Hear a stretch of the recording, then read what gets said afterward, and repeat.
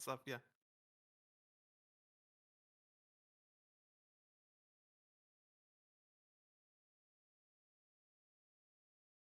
No, and I have very little interest in learning.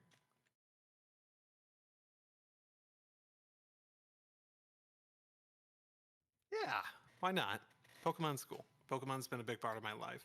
If there's like something like, it's more the idea. Like, there's some cool cards out there, like the Skarmory card. I think I've talked about it a little bit that they released recently. That's like really cool because Skarmory is my favorite Pokemon. Uh, they released that, and that yeah, yeah, and that got me interested in it. And I started looking at stuff. There's some really cool arts they do nowadays, like secret, rare, full illustration arts and that sort of thing that are pretty cool. Did That I they? wouldn't mind getting. That I wouldn't mind getting some of. But in general, the idea that seems appealing in my head is I sort of just want to collect all the Pokemon so I can just have them in like some binders And for eternity. So I have, because it's not like it's going from game to game. I have it and it'll stay being had at that point. and do you want to do it the efficient way or the I will buy booster packs until I get everything I want? Oh, see, the difference is in the difference in price in that is probably like $1,000 or $2,000 Probably. realistic. But think uh, of the effort. I don't know.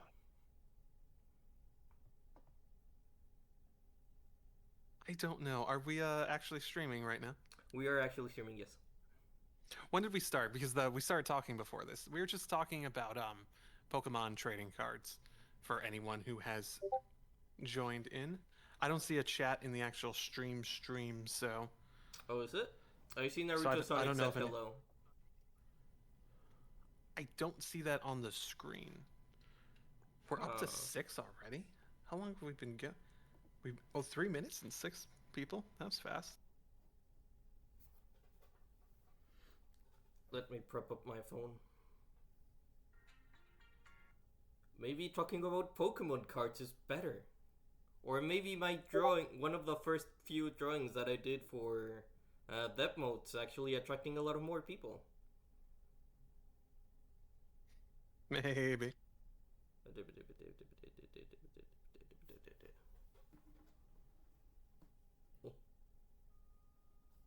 I don't want to go live. I want to see my live.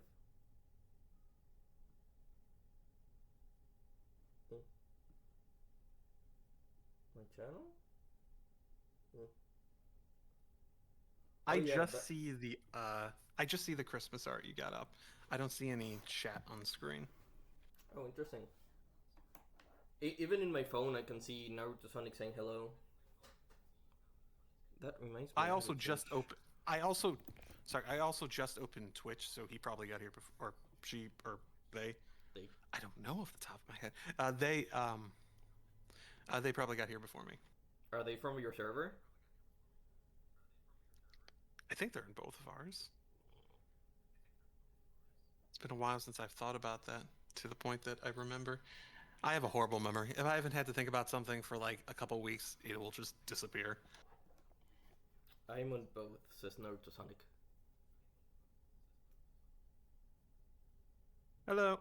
I weirdly enough, I recognize you more from the stream at this point because I feel like you've made more comments that I've noticed In the stream. on the stream just by the nature of the stream continuing and you typically being early to the stream. I mean, on stream it's funny because it says, "Oh, you got like 10, 20 people watching the stream," like on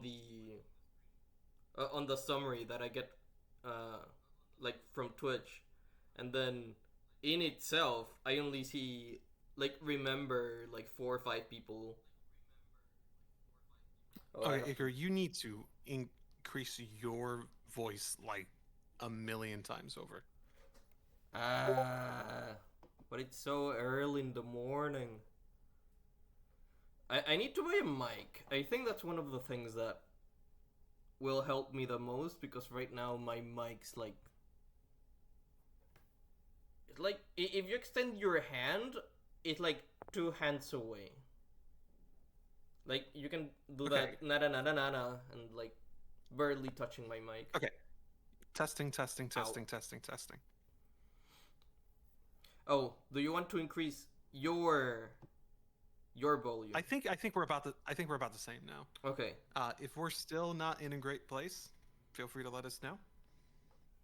For both of us, I'm not sure. I know Icarus seemed significantly quieter than I was earlier, so I don't know if I was in a bad place as well. But if that's so, let us know.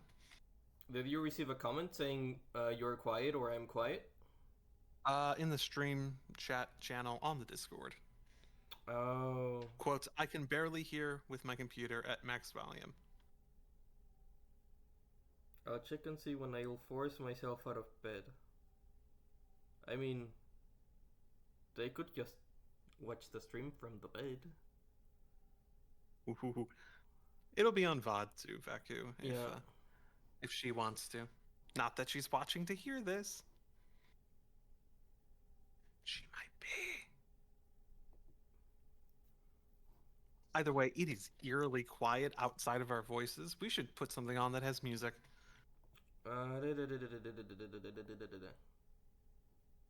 As in, like, start up the game, basically. You were gonna start it first, right? Yes.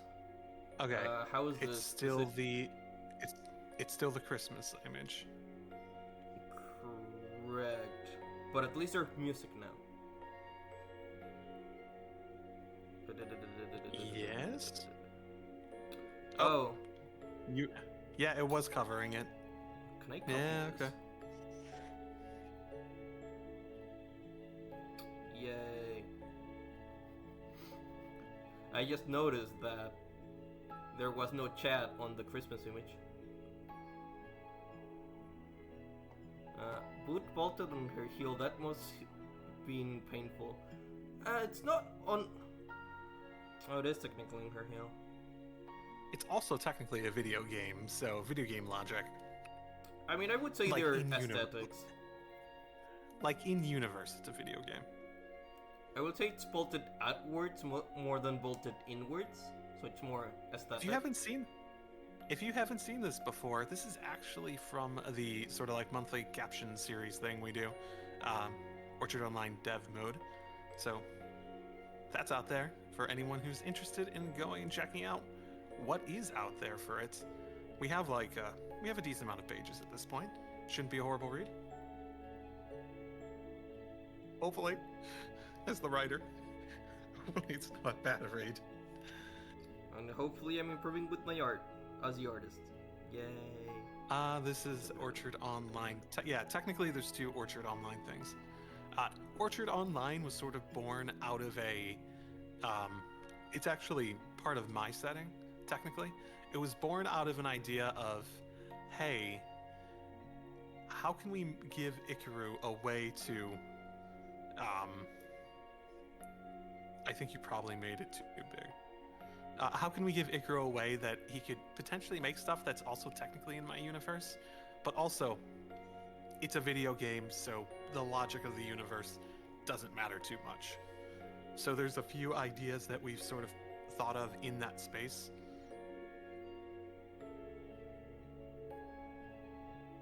I've been seeing it. I've been seeing Six's server mentioned, but I've been out of it a bit. Oh, hopefully you don't feel out of it in the near future. I wonder why Obtuse is not showing on screen. Yeah, we've seen that for a few people, haven't we? There's it's been some of the previous streams where it just, nope, not gonna be available anymore. Screw you. Just maybe specific people just don't get on it. Maybe. I don't see any reason it would. In terms of the what would be in their username? Chartreuse. Just Chartreuse. Ah. What? Well, we're about 11 minutes into the stream. We should probably get started actually playing the game, right? Or we can continue to talk about Pokemon. Even We though could talk about Pokemon. I only play the pocket version and you don't play it. Yeah, I don't play it at all. I don't play trading card games, but I did collect them as a kid. It's nostalgic for me. I have some decent. I pulled like 3 holographic Mewtwo's out of my binder. My prize as a child, the thing I thought was so rare and so cool, it was a Japanese fossilized holographic Mew that I pulled from a booster pack, and it seemed like the coolest, rarest thing ever. Is it? If I look up how much it's worth, It's at least like $1. Probably like 10. right, look how much.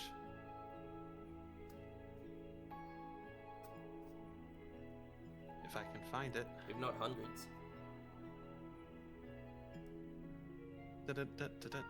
Ungraded, it says it's worth $20, Hey, it's something. which actually is a pretty good value for an individual card. And I've kept that. I've had that actually. I think it's in really good condition. I'm half tempted to have it go graded because it could come back like an 8 or 9. I think. As something that like a kid took care of, I can imagine it's actually in pretty good condition because I kept it in sort of like this like wall, like the thing that you hang on the wall and it has like card slots that go in it. I've kept it in that for like the past 10-15 years or so. Nice. Maybe it may be closer to the like 20 years or so. I don't know at what point in the last 20 years. $20 is $20. By fossilized Mew, It's do you not- mean the one from the movie? No, I mean like from a booster pack, not anything they gave out. Fossilized, it was like some special mark. I don't know if it was like related to the like card pack they released it in, but it has like a special mark on it that like means that it's fossilized. It was also holographic and it was Japanese, and I have this vague memory of it coming in a pack that didn't have Japanese stuff otherwise. But if I got it graded PSA 10, it would be, according to this, worth $500. Not bad. Would you sell it? But would I sell it? No. Nah, none of this stuff. Like, maybe if I like really needed the money, Right. I'd have to also get it graded. And from what I've just like curiosity looking stuff up, getting it graded can cost anywhere from like $15 to $100 itself, because it's a labor process, right? That you're Yeah. paying people to do. And you're sending the card as well, right? Mm-hmm. Mm-hmm. Well, let's get started. Anything you have heard about the game? The things that I've heard about the game is that the gameplay is SRPG based. I've heard a couple people talk about how it's more narratively driven than it is gameplay driven. I've heard that it's quite linear in that it's its first release, so it's linear in that sense. I've also heard some people say, oh, I've played it for 20 minutes and I definitely recommend playing this. The creator complimented between, so here's hoping. I smell bias. I smell bias. a little itty bitty bit. I actually came across it in the concept form for TFGS, where they had asked for feedback on something like a month ago, and then I threw out a suggestion, thinking maybe I could play this. Hey, if you have like a notable start, maybe you're in a place, if you want more feedback on it, that you could release it properly and then go from there, because you'll get a lot more eyes on it than like the concept section on TFGS form. Right. Which they did end up releasing it properly before I got a chance to going and trying it. So here we are. I'd like to share this with them too, so they'll learn a lot about Pokemon. Pokemon cards. All except how to play the game. I know how to play Pokemon, just not the card game. Pokemon's easy. It's rock, paper, scissors. I mean, yes, but but we were talking about the card game, but we barely know how to play the card game. Who plays card games these days, anyways? Did you see the anime? I watched the anime as a kid, yeah. Okay. I grew up in Pokemon. I grew up in Pokemon Fever, yeah. Not much the anime of Pokemon the video game, but the anime about Pokemon the TCG. I don't remember that. I played the video game about the Pokemon TCG. Or like it was on the Game Boy Color or something. I think it's in YouTube. It's a 5 to 6 episode series about how a girl basically goes from knowing zero Oh. to winning a championship. Spoiler alert. Does it teach you how to play? Is it an advertisement? It barely teaches you how to play, but it's a better teacher than most. So is it like one of the like recent series they do where they make like 5-6 episodes of a concept and like put it out on YouTube and stuff? Yep. Okay. I have not kept up with a lot of those since the first ones of them that they did, like the Origins, where they introduced Mega-Charizard X into like the original Red Blue story. Yeah, there's That one been was fun. Origins, Generations, Twilight Wings, and then this one. I might have watched some of Generations. I don't think I watched Twilight Wings or this one. I don't think I had even heard of this one. I've heard of Twilight Wings before, though. They're pretty good, actually. I think they're typically, in my limited knowledge, have traditionally been some of the best, like, narrative media that Pokemon has. Just from the ones I've seen previously. But I just haven't watched them. It hasn't come up on my list of priorities as something that I wanted to do in that moment. They kind of make me want to try the anime. I mean, now that... Go ahead. So I mentioned, I think, before... I'm sorry, you were still on the same topic. If you want to finish your thought.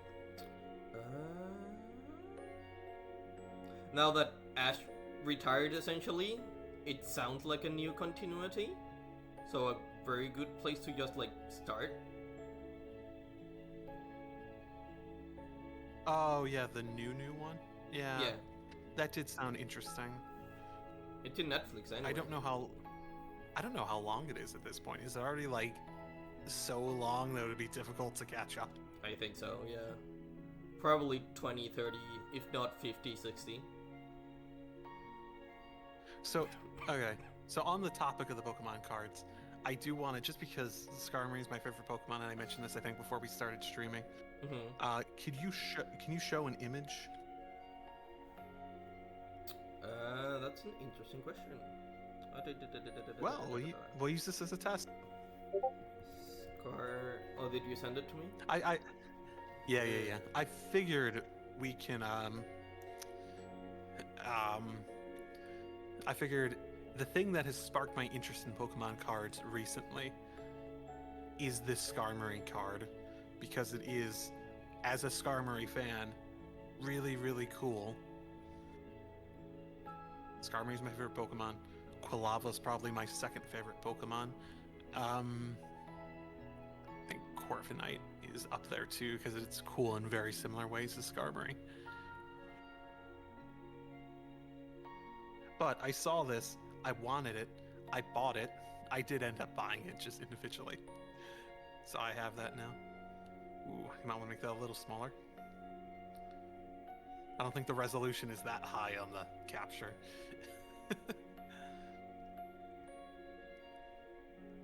We have our priorities.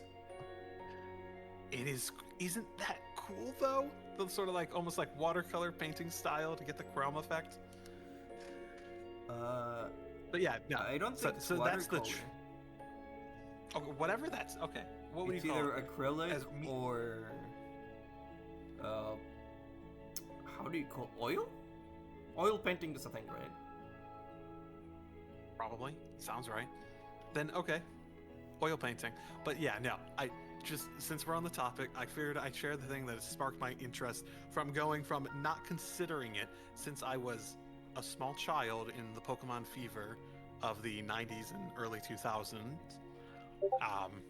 to thinking about maybe collecting an entire Pokedex of Pokemon cards. I'll make a decision on it if I actually want to do that in the nearest future, I think. I mean, you can do the easy, quick way of just like buying the cheap cards. It sort of feels like the easy way, though. Do I want it because I want the thing, or do I want it because I want to catch them all? What you can do is just like buy some booster packs, and But like there are buy, 1,000 Pokemon. Yeah, but just buy whatever's left. Like buy a box or two. Buy a box of every expansion pack? I think I think some of the older ones are really expensive at this point because there's not that many around anymore. No, I get what you're going for. I probably would set like a limit on the cost that I would spend on it, and then at that point, whatever I have left, I might just pay the extra little bit to get it all. Yeah. The funny thing is, I think buying cards individually is cheaper than buying the booster packs. Oh, absolutely. Because a From booster what, pack's like I have $5. done some. I have done some research on it since, considering it, and the value of a booster pack is maybe like a tenth once you open it, because the chances of having something that would actually make your money back, like even if you get like a rare card, chances are it doesn't actually cover the cost of a booster pack. If you got like a really, really rare and desirable card, it might cover like 20 booster packs, but like most rare cards don't cover like the booster pack. Most cards are like 3 to 10 cents in terms of like the cost of buying the individual card. And if you get 10 cards out of it and you get nothing particularly valuable, and the value's like 60 cents and a booster pack's like $5, you've lost almost all the value. Yep. So, with that in mind, though, you might be able to do like speculation for like future Pokemon collectors, because I don't think Pokemon's going anywhere. If you wanted to buy booster packs and then just resell the booster packs down the line in like 10 years, you'd actually probably make a decent amount of money. You could probably sell them for twice the amount you paid for them, at least. That's an interesting concept unto itself, isn't it? Yeah, that's the nature of a gacha, because it is a gacha. Yep.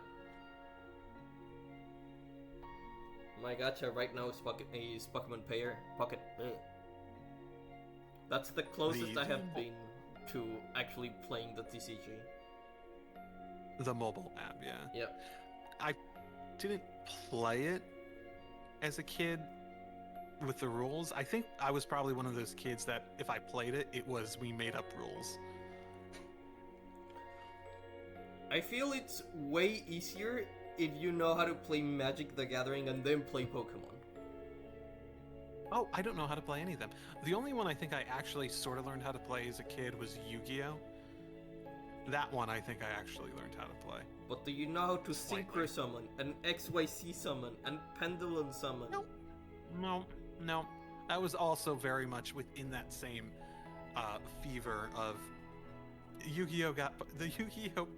Card game got its most popular, I think, during that same Pokemon fever craze. Yeah, I think so everything got pulled along. It started dying out with the GX, I feel. Alright, that's probably a good place to But look at our viewers. We have like 10 viewers. They're clearly obsessed of us not actually playing games on stream. Everyone, do you want us to talk about Pokemon more? We could show more cool card art. I know some really cool ones that we can show. Lenigan says, "Okay, I'm out." Oh, so you can start playing. So you can start playing what? Okay, actually, I guess before starting, there is one more thing we can do. There is one more thing you can do. What's your favorite Pokemon? Mudkip.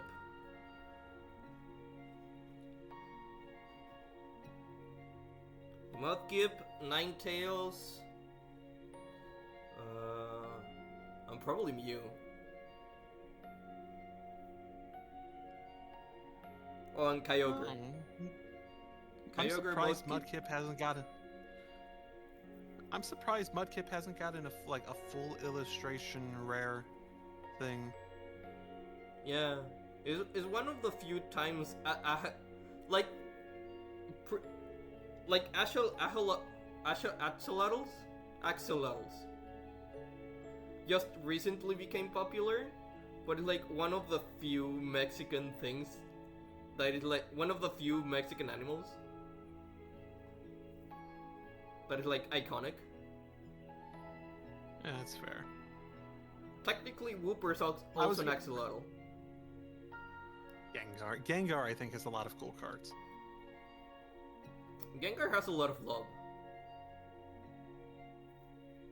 I was gonna say, hey Icarue, what's your favorite card? Oh, here's a really cool artwork they did for it.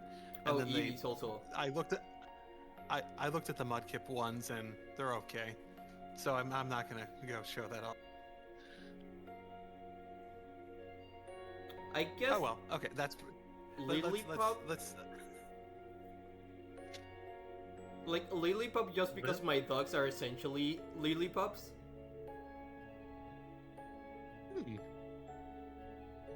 I mean, Lillipups are Yorkshire Terriers. Yep. With Stoutland just being like a big Yorkshire Terrier. It's not the one I expected. Which one, Stoutland? Ninetales, or either of them, really. Oh. So I can say Mudkip because it wasn't my first starter. My first starter was actually a Pikachu. But it's the starter I actually like the most. I don't have that much love for Pikachu because the anime lied to me, and you cannot actually beat the first gym with a Thunder Rat.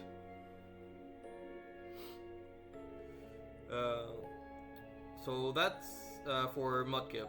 For Ninetales, because it's my sister's favorite Pokemon. Here, there's one. Mew, mostly because of Pokemon Snap. Like, the magic of that game, like, it made Mew feel mystical, which is something not a lot of other Pokemon have done. Kyogre's just cool. And Eevee's just cute.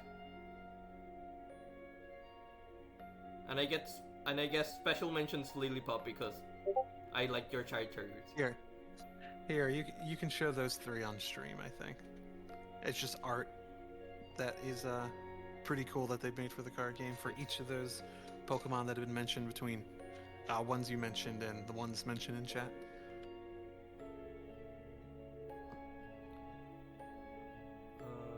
Save image. It's a PNG. Save image. It's a PNG. Save image.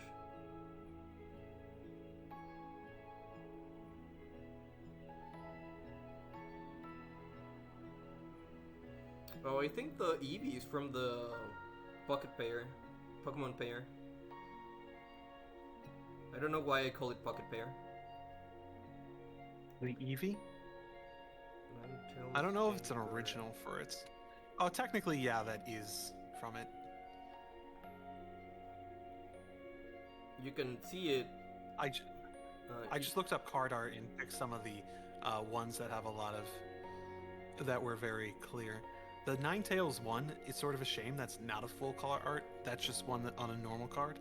I didn't find any full card art for Ninetales, which is surprising. Also, Ninetales' head is totally getting cut off. Or wait, do I need to... Wait, never mind. I just need to scroll up.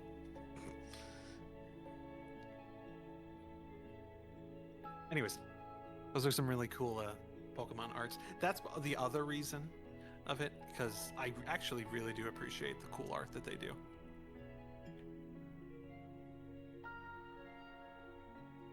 There we go. Technically not blocking the game, except for the Gengar. Really? It's Yeah. that small? Yeah, because it's an RPG Maker window. Wee. Oh. It's like the normal aspect ratio too. Okay. Well, with that out of the way, Lennigan says, I have fond memories. Ninetale from Gen 1 when I had my team in Pokemon Blue and then forcibly used it when it was bad. Then when I got its hidden ability, and damn, it went hard as sun setting, solar beam, one-shot against bad matchups. Yeah, Ninetales definitely had quite a bit of a glow up in terms of viability over the years. I'm a big fan of Alolan Ninetales. I really like that Ice Fairy sort of style on it. Just final question. What was your first Pokemon? Technically, just because of my age, technically Gold and Silver were out when I started playing stuff, but I played Red, Blue, Yellow as well as a kid. I don't remember if like I tried one first and then played both eventually, or if I started with Red, Blue properly. It would have been Pokemon Blue for me, because my sibling got Red, and that was the thing when we grew up. One of us got one, the other had to get the other. You couldn't have the same one. Oh, but like in terms of chronological order, the first one was Gold Silver? I think it was Blue, technically. Oh, okay. And I think it was more just I was technically behind the times at first. Because I also had a PS1, but I also was just like at the point of having real memories and stuff when the PS2 came out. But I had PS1 and played games on that for a long time. So I'm not sure if I was just sort of late to the party on each of those. But right. Mine was Yellow. I don't have a good timeline. So I'm gonna guess Cyndaquil's your first was your first starter, right? Well, I said Pokemon Blue. So. Oh. Charmander? I don't remember if it was Charmander or Squirtle. It wasn't Bulbasaur, though. It's never Bulbasaur. Bulbasaur is much more popular nowadays, though. As I mentioned before, my first starter was the yellow rat. Yeah. I've never really cared too much for Pikachu. Me neither. Me and my brother got blue, says Lennigan, and read at some time, then reset the game 5 times so that we traded all 3 starters. I remember doing that quite a bit back in the day, too. Yeah, I used to do that for Master Balls in Ruby and Sapphire. Master Balls? You'd have to play through a lot of the game to get the Master Ball, wouldn't you? Correct. Stream volume still really quiet for me. I'm having to max out Twitch volume during raise my volume past the max too. I think that's because I lowered Six's volume, and then my like volume's the naturally overall low. volume. I think it's the overall volume of everything. Probably. Do you have like a master volume? No. On hide. Was there not a mess? Was there like? I would be really surprised if there wasn't actually like a master volume.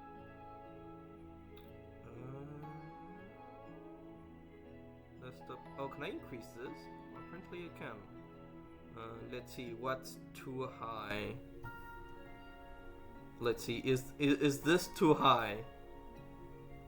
Am I now way too loud and bothering everyone? Testing, 1, 2. Or is this still too quiet?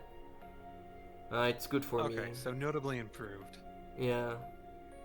So here's the thing. In the audio mixer, if you slide the bar, it reaches all the way from -100 to 0. So it's up to you. You have to actually modify it to go above 0. And then because of that, I can increase your volume a bit. It might be worth increasing the volume a bit more, based on what Ian and Newt. How do you pronounce that? Iainuki? I don't know why I have a feeling it's PQ. PQ? Let's see. Is this... Now, is this okay or is this too much? Testing, 1, 2, T2, T2, T2. Iainuki. Iainuki. Iainuki. And I can raise it a bit. Iainuki. Yeah. That is good actually. Okay. Well, so I'll keep that. So that handles a lot of the concerns if you're able to actually push it up that far. Yeah. You're not as required to actually get a mic. Yeah. Still probably suggested. Still probably suggested, but still. Probably. One of my coworkers actually recommended me to do so. Okay. So, thread.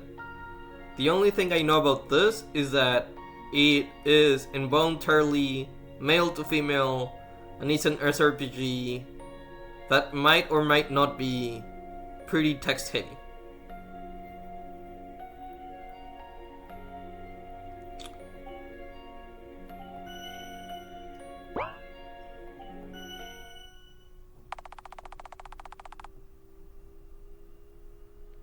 Oh, it's in the US. Northern Michigan. Interesting. How north is that? I mean, I don't think it's a real place. Isn't Michigan a state? Yeah. Oh, how north is Michigan? Oh, yeah. If it's like, sorry. Don't progress. I want to read, but so Michigan's the one that has like two parts that are separated by water. There's an upper part and a lower part. So they could mean in the UP, the Upper Peninsula, or they could mean in the main part of Michigan. I forget if they actually call that Lower Peninsula. It's like it has technically a border with Canada. Oh, for sure. It has Detroit, which is up near Toronto. Mm-hmm. That's on the southern side of Michigan. But if it's in northern Michigan, yeah, it's towards the most northern parts of the northern United States. So that's starting to reach typical like Canadian longitude or latitude. I forget which one is which. I assume I can like click now, right? Does it have? No, it doesn't have a log. Tab? Did you press tab? Yeah, pressing tab, usually yeah. the key. Yeah. Okay. I think I missed the one before, but.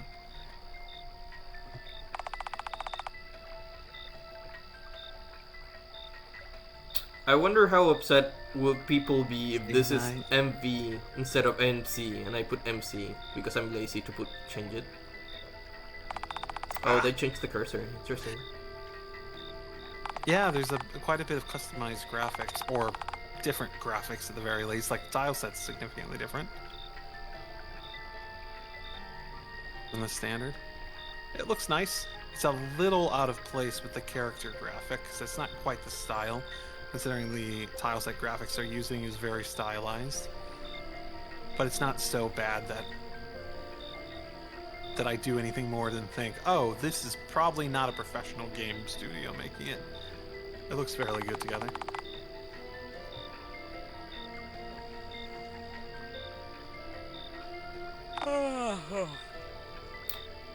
Huh. Is that a sound effect?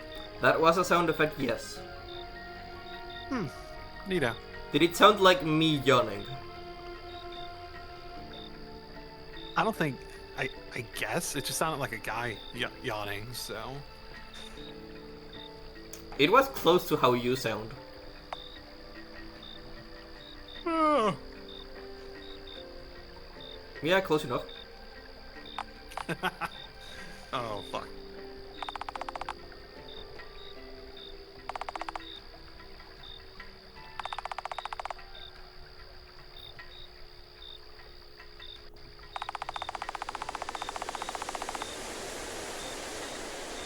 I was half expecting I guess I'm supposed to be doing something, and then it sets you back and says, go figure out what you need to do, with the hint of, I guess I need to be doing something.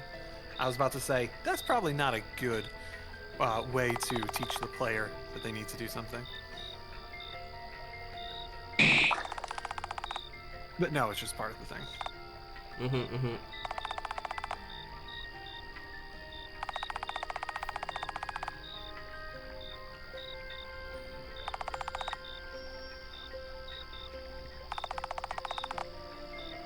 For a second, I thought the voice was gonna say, "It's dangerous to go alone. Have this," and gives you a sword from within the lake. I was almost half expecting Leah, pretty sure.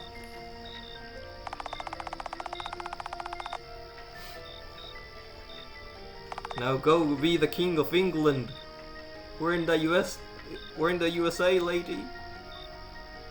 Well, with the name of Thread, I don't know what to expect at the very least.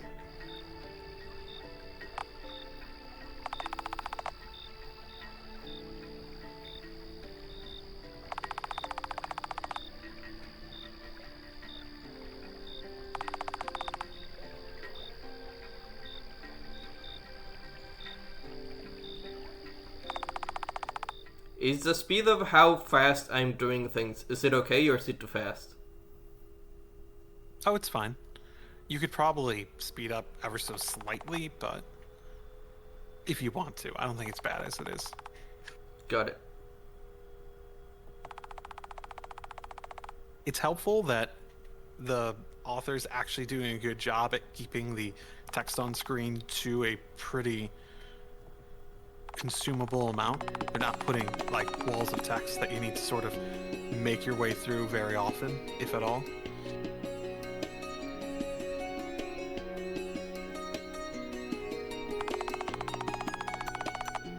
Look.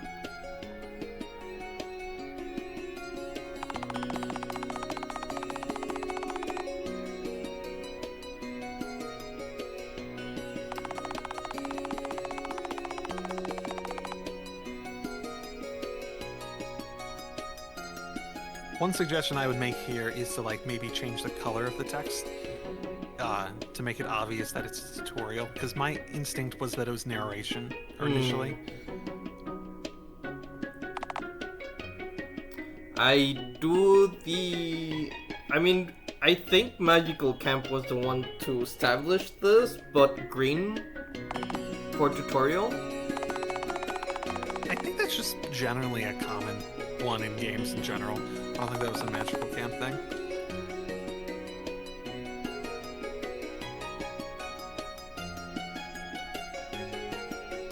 Okay. I assume you want to go for the more male-to-female element, right? Correct.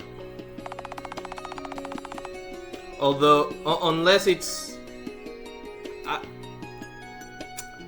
unless it's, like, involuntary, so that you will be physically feminized, whatever you do. And in that case, I like a little bit of friction. Otherwise, if it's tied to identity, then I generally choose all female options. Yeah, I can agree with that.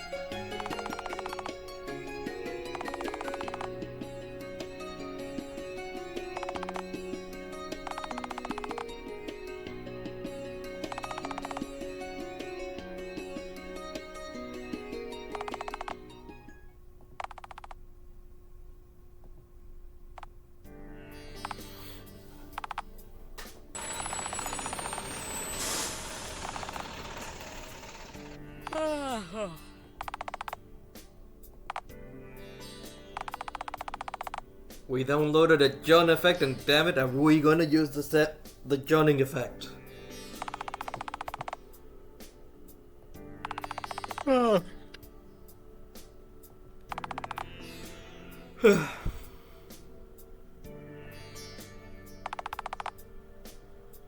Everyone, yawns are contagious. Fall asleep, everyone, us included, the audience, falling asleep. 6 ASMR, everyone. 6 ASMR. Hello, everyone. We're gonna have a good day today.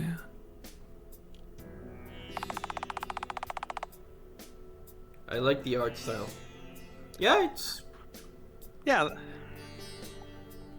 it's interesting. I'm not sure. It looks like it's a very stylized one. I wonder what tile set it comes from. The ironic part is, I think you can actually just like go into the files and check it. I will say probably the bigger quote unquote problem with it is that it seems like it has double thick lines, sort of. I think. Yeah. And the sprites, like the sprites clash with Yeah, I think that's what calls some stylistic clashing. It's probably most apparent on this map at the moment, out of everything that we've seen. I feel if you really want to, you could shrink the sprites and then expand them back up. I wonder With, if like, you hard could edges. get away with just. I wonder if you could get away with just the outside of them, give them an extra, like, outline just around the very outside to sort of give that effect that you sometimes see in like manga and whatnot, where it's like, or like an anime where like it has a close-in shot where it's a really thick line art. If you could sort of get away with that sort of feel, that might actually work well. The And pages everything of within is centered. muddled, but See, if I put the cursor right over it, it's not centered on the cursor, but like it's a little bit to the left. I'm here to annoy yeah, everyone. that's I'm sure the creator will be very happy to hear that one. It won't bug them at all.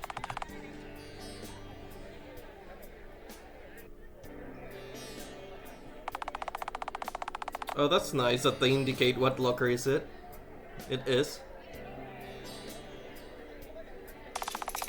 Yeah, I haven't seen any issues in terms of like game design elements so far. Like, there's like some minor stuff.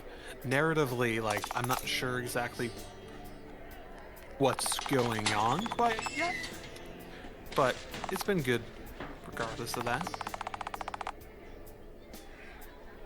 So far, what I've got is that a guy went to a lake and he heard some things, and now they're in school.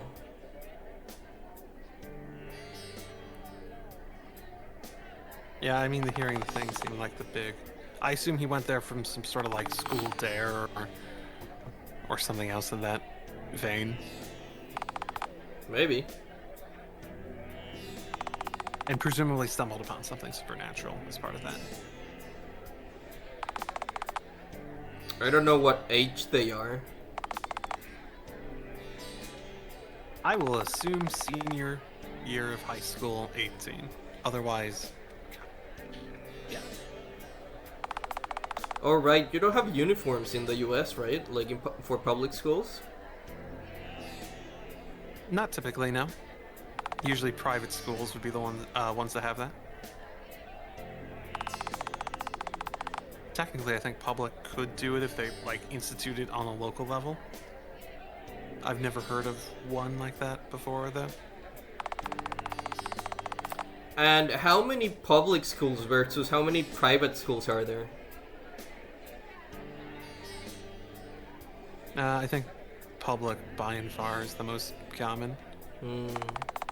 Admittedly, like, I've never really looked for private schools, so I guess I don't know how common they might be.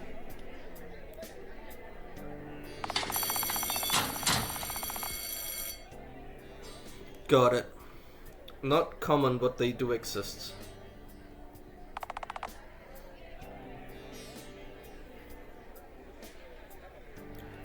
Like where I'm from,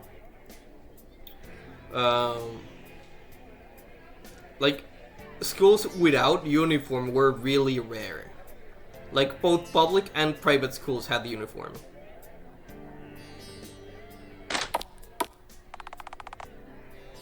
Yeah, America definitely has that personal liberty element to it, where people would resist the hell out of that.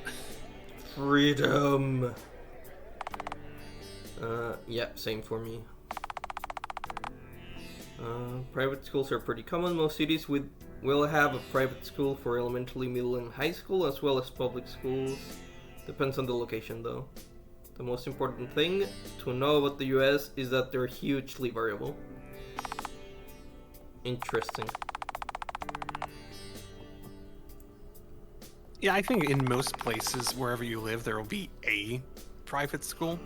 Usually it'll be pretty not great in terms of quality, but there'll also probably be like multiple public schools for every private school. Right. Where I live is the opposite. There were mostly private schools and very few public schools.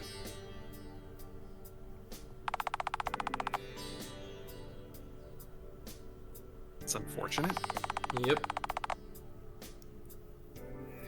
I know people want that in the US. More private than public? No, I mean some specific groups of people want that and are pushing to try to sort of like get rid of public education to an extent. Huh. That doesn't seem comfortable. It's a religious thing because you're not allowed to teach religion in public schools. I mean, they could just search for a private school that has the religion.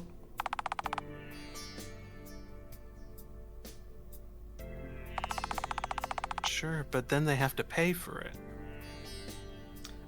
So they want a public school that is both free and teaches religion. They want, yes, they basically want a private school that gets funded by the public, that is, because it's private, it's allowed to teach religion, and ignore any other academic standards that the government employs, basically. Got it. Sounds complicated.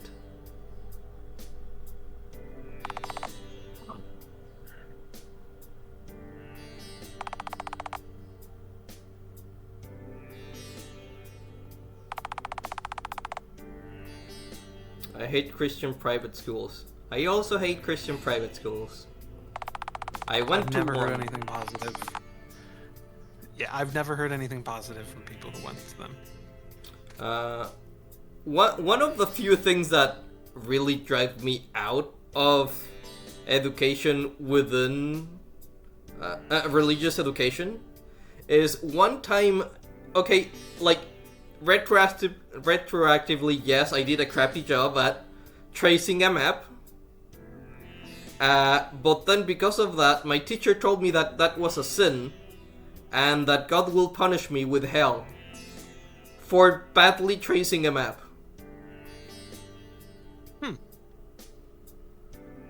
It's like, this God of yours sounds pretty into geography. Everyone has their own interpretation of all that.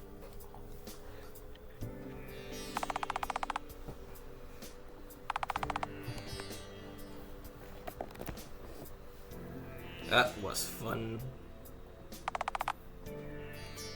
My parents sent me to a private religious school in elementary. It sucked. I can't imagine. On the bright side, okay, maybe not on the bright side. On the mixed side of things, we lost about 10 to 20 minutes of class doing a very long prayer.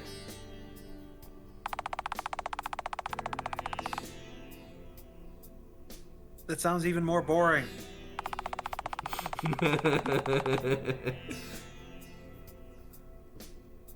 Yeah, probably. What was... I think it was English.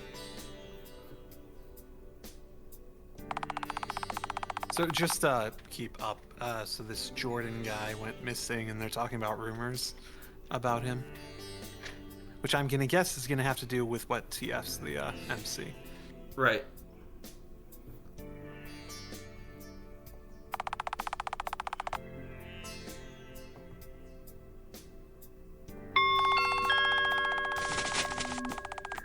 Oh, that's something you have to do, right? In the US? Like the Pledge of Allegiance? Something, chant to the flag or something? Oh, it used to be. Yeah, like beginning of the day, they have you stand up and say the Pledge of Allegiance. I remember they stopped I think doing it. you're not required to do it by any means, but also you're a small child being told to do something. So Yep. I don't think we did it in middle school.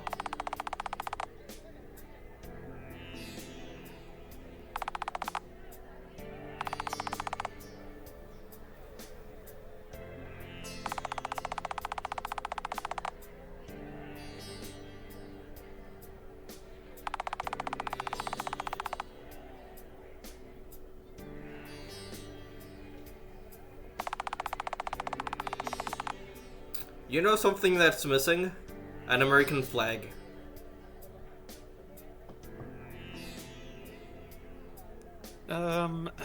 did we all have American? We probably did technically, didn't we? If just for the sake of the Pledge of Allegiance. Yeah, you have It's been to. a long time since I've been in a school. Like, it sounds weird that you're pledging allegiance to something that's not even in the room. Yeah. I guess one bit of feedback for the author is that there's a lot of backgrounds and stuff being dropped right away here on characters that may or may not matter. Hard to tell. Maybe this is all stuff that will matter.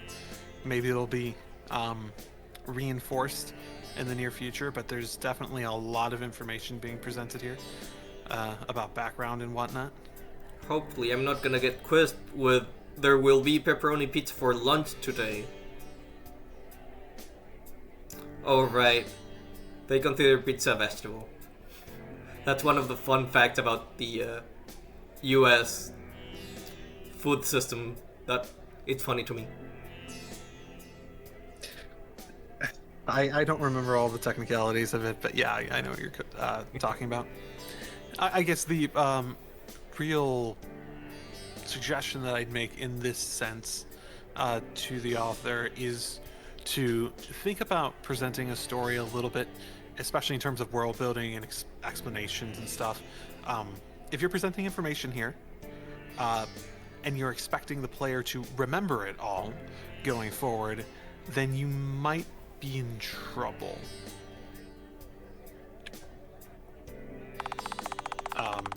Because there's definitely details here that will be forgotten just by the nature of all of it being discussed. I'm not saying that they won't remember, but sort of like the pattern to teaching someone something is introduce, reinforce, test. If you have like 3-4 things all in the introduction stage, it's going to be much harder to reinforce it and even harder to test it, right? That's basically what it boils down to.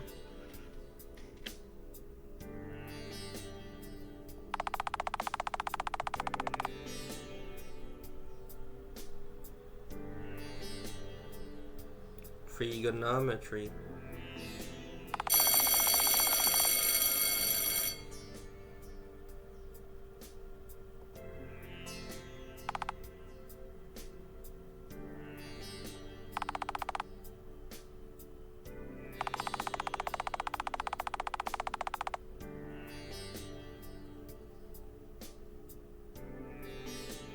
And if it's not important, such as world building, exposition that is not, such as world building, exposition that's not, it can actually go in a library. Yeah, Obtuse is saying there that the idea that if it's not important information, you don't really need to spend too much time on it. Yes and no. I think if it's something you're not expected to remember, it's more okay to put it in there without expectation to remember it. But it has to serve another purpose. You can't just set it out there as world building. A lot of what happened there, I think you could probably say that it does serve the purpose of like setting the tone and sort of like this is how the school day works and this is how you should expect it to work and all that sort of stuff. And it feels very much nostalgic in that sense if you're trying to harken back to that. So you can sort of relate to it and whatnot. So I think it can serve that purpose in terms of this. So long as you're not expecting people to remember like 90% of those details, then I think it's fine how it was. But yeah, sure, but then it'd be important for a different reason. Yeah, that's the important thing. Yeah. If you're going to include it, it needs to have a reason to include it. And if you're including a bunch of information being exposited and introduced in a moment, then it's very important to make sure that that you're introducing it in a pace that you're actually like almost like you like teach in a class or teach gameplay design to a player, that sort of stuff. The thing I was talking about before about introduce, reinforce test, that idea.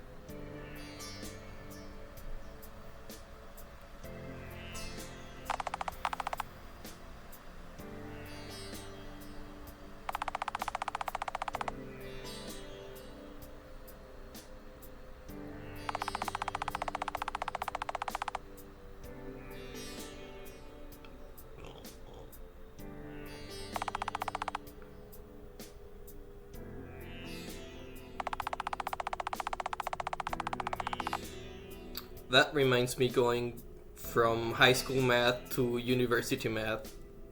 And then the second part of university math, and I was like, I think I'm gonna be... I like this level. I'm not gonna surpass derivatives or use integrals. Probably never in my life. So I'm fine with pre-algebra and below. I'm fine with this. I ended up getting to like graduate level math by the end, and fuck, did I not understand that? Derivatives and integrals? I passed the class. No, that's significantly earlier. It was like using algorithms and programs in order to predict trends and like more practical applications of the more complicated ways that you can use that math, basically. Man, did I not understand it by that point.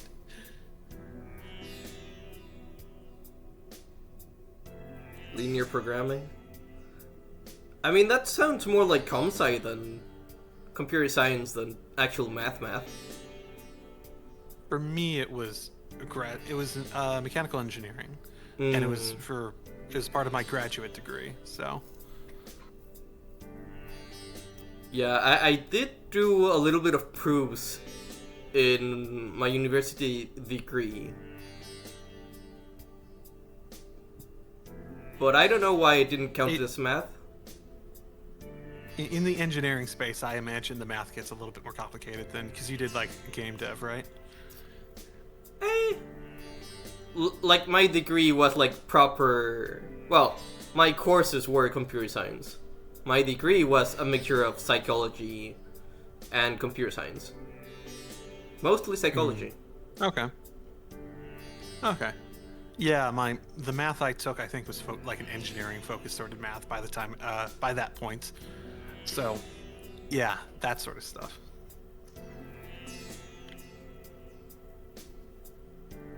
You weren't hit with Arnoldi, were you, or Marsden? I don't remember. Maybe.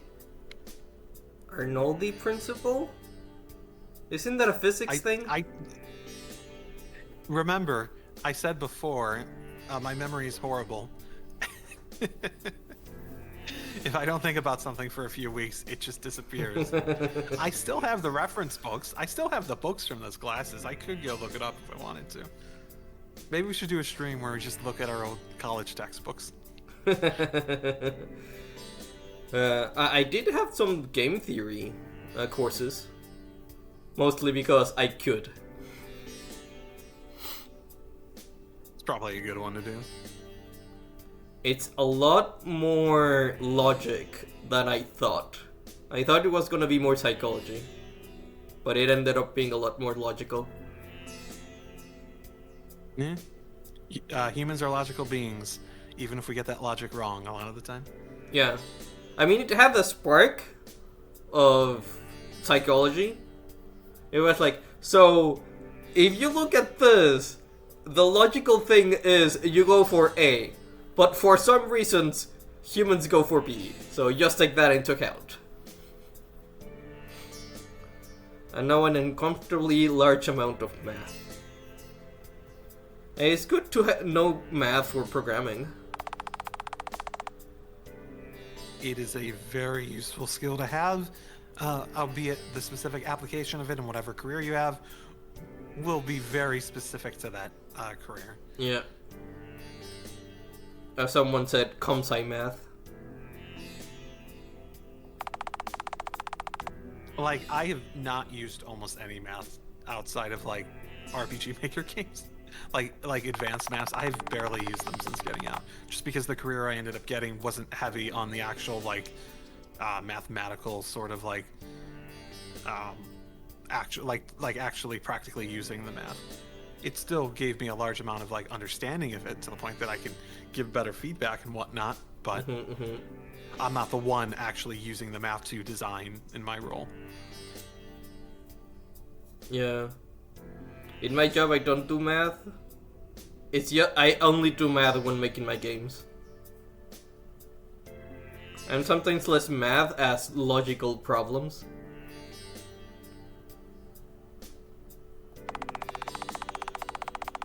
Logic's an interesting one.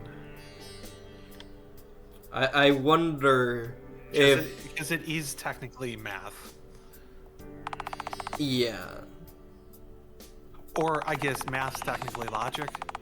One of those two. I think math's technically logic, because logic applies to more things than math, but math needs logic. One of the things that have always helped me with math is the idea that the things that you're looking at are based in the real world. It's not just numbers. Like, the concepts and whatnot are based on real concepts that could happen in the world, basically. And like math is just a tool of translating that into a manipulable format. Logic is a branch of mathematics. I thought mathematics was a branch of logic. Like, there's philosophy. It's sort of semantic. It's semantics at a point, I think. Maybe we should play the game. We don't need to get that much into the logic and philosophy semantics. We're gonna reach the end of the...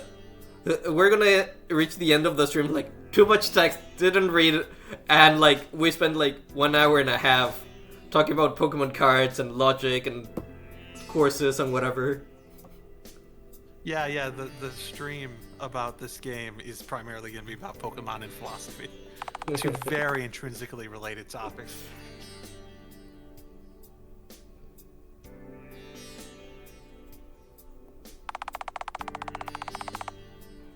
It's not my fault. The game's supposed to make you reminisce about your time in high school. Although we were talking about university. It does hit that sort of, like, Breakfast Club vibe so far.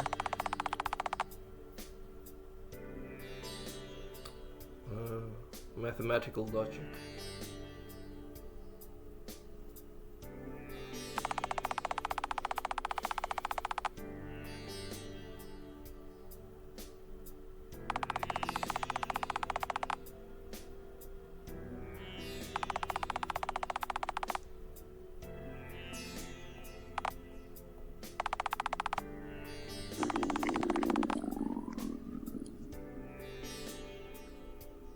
I would put the sound effect before like one text before.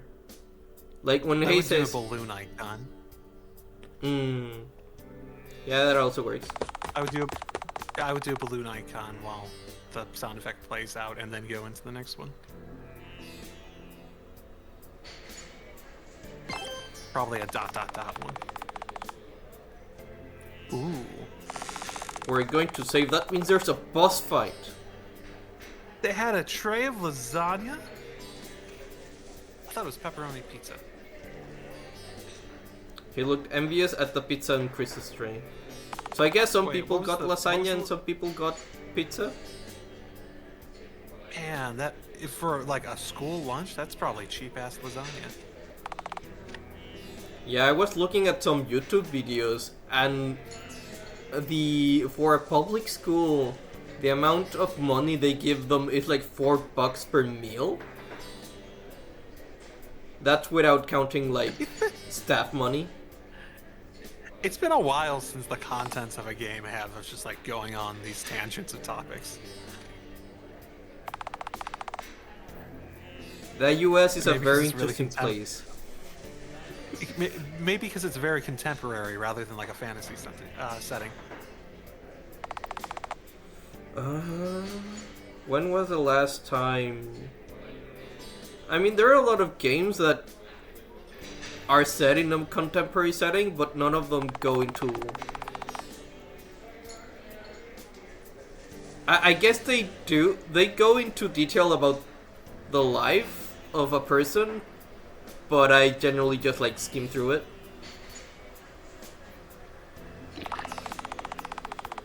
Sorry, what?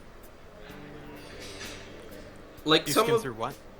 through the game to get to the spicy bits. Depends on the game.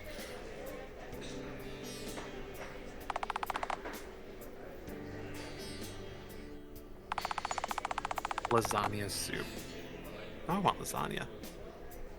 I mean, you wanted to know what cheap ass lasagna is, and there you have it. It's lasagna soup. Basically, tomato water Literally with a layer of cheese at the top. Literally just fill it with soup. It's a gazpacho with cheese.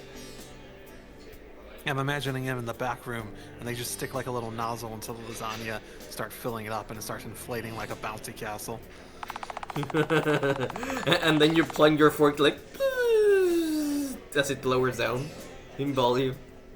That would be even better than the soup. It's an air lasagna, not a soup, just an air lasagna.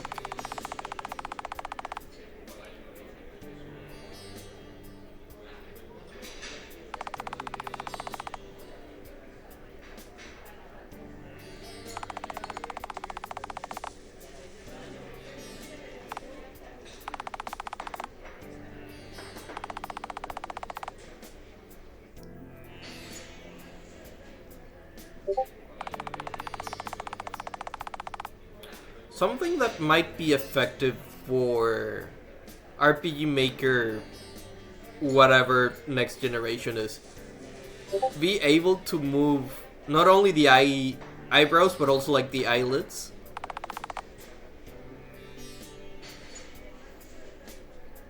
What? What do you mean? Like to being able to have close it. I mean, that's just art assets at that point, right? Fair enough.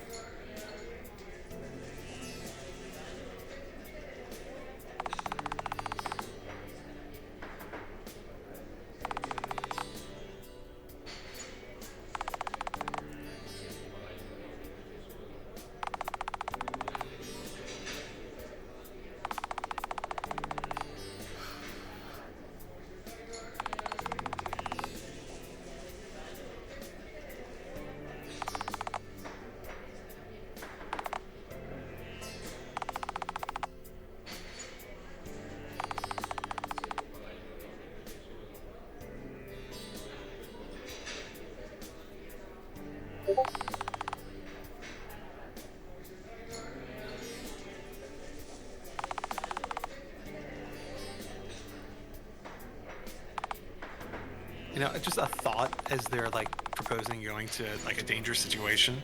Uh-huh. I wonder if like in TFTG games, in TFTG games, you know how they have like red shirts in Star Trek? My goodness. Um, that are indicating like someone's probably going to die. I wonder if being a guy is the equivalent of that in a TFTG game. That you're gonna die or you're gonna get transformed. So the thought process I had was, I'm actually interested how much of the cast is like male at the moment, because you typically end up seeing a more female-orientated cast in a lot of these sorts of games, right? And that's fine. That's what people want, right? But like we have 3 out of 4. Obviously, one's gonna change.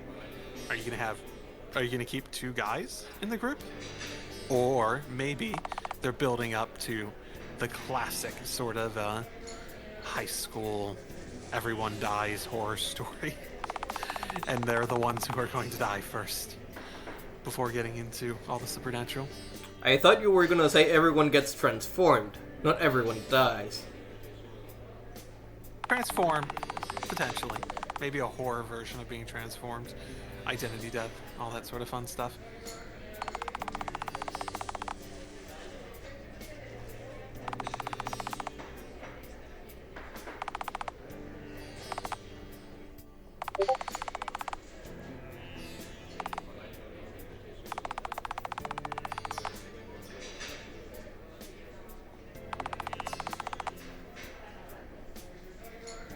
Also, I think Sarah reminds me a lot of Robin.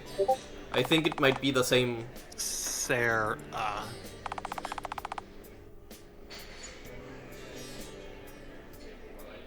But it's an A.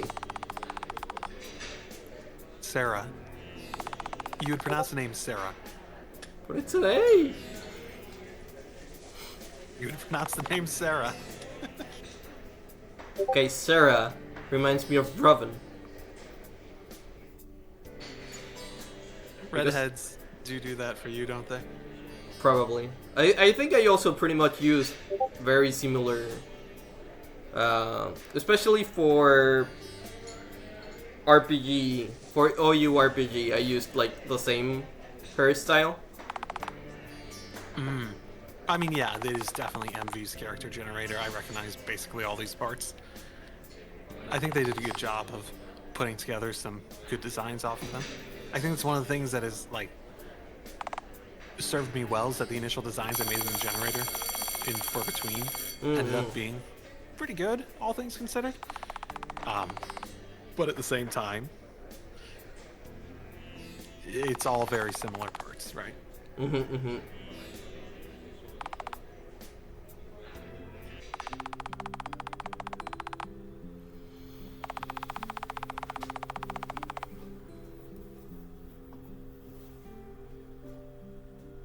Sanya soup.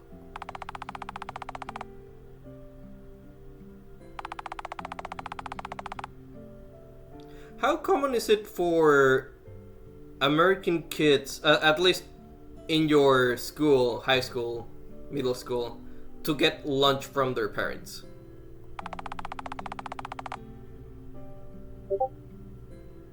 Probably notably less common than getting it from the school.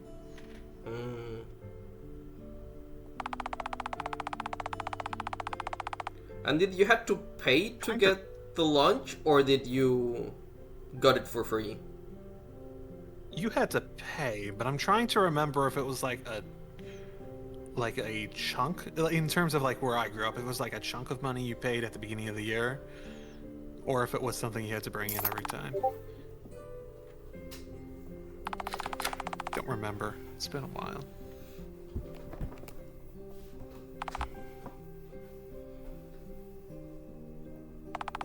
I remember back in the day,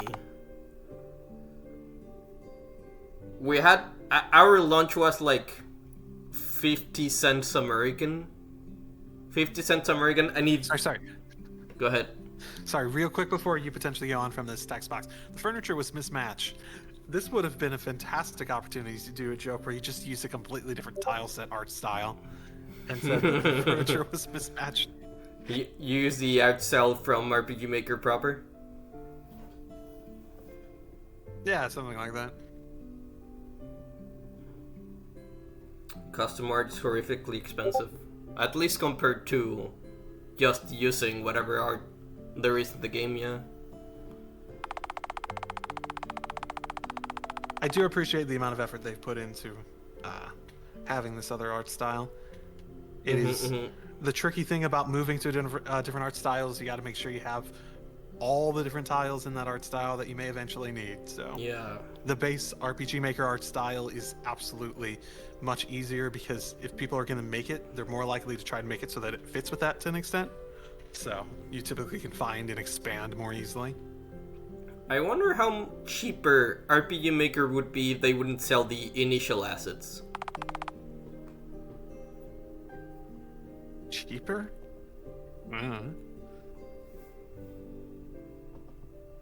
Doesn't feel like you're paying for the assets at the very least when you buy it. I mean, not for us, but the initial people, like the people that are just starting, I feel it's a big plus. Because with it, like something like with Unity, like you have nothing.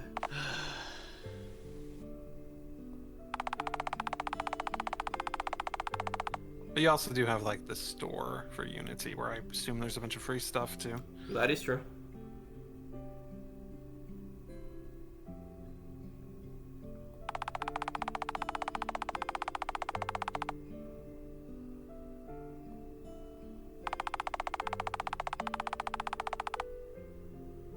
Oh, they're using pronouns.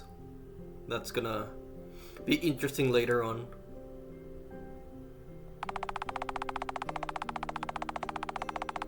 Oh wait, so what happened? Sorry, I was looking away.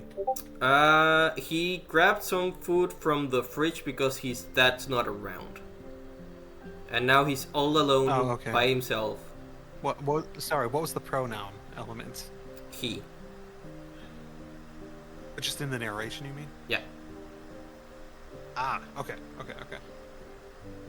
I mean, what you can do is you can set up a variable and call that variable before anytime you use that pronoun, so that you can switch between he and she, since like the verb conjugation is essentially the same.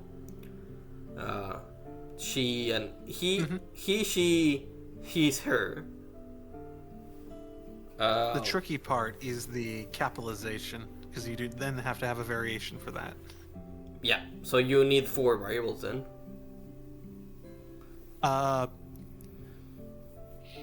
He, she, him, her, his.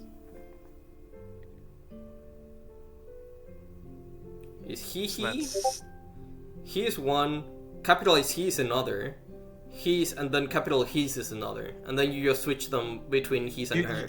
Yeah, you just double it for the capitalization. So that's 6 of them. 6? Oh, him, right. Although, do you need to capitalize him? Like, do you start a sentence with him? Him, hers? Good point.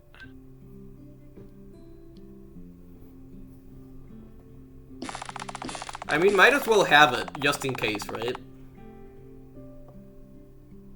At that point, if you just set up like a common event that sets it, then yeah, at that point.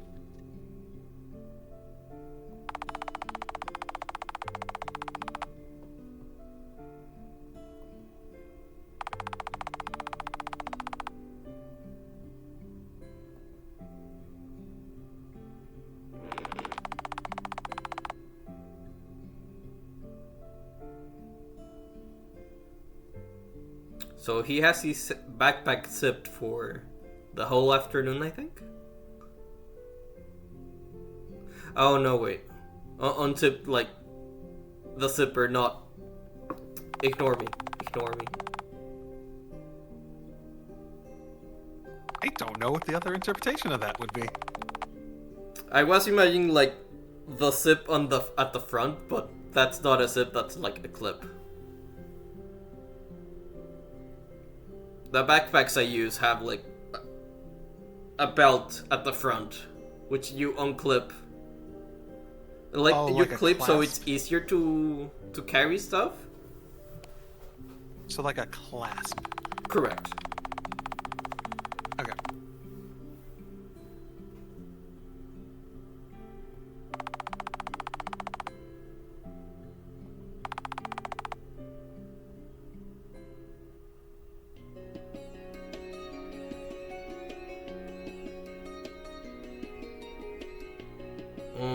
This one's a bit more on the nose than the other one. Yes. But this doesn't go into the voluntary or involuntary thing. So I'm gonna choose this one.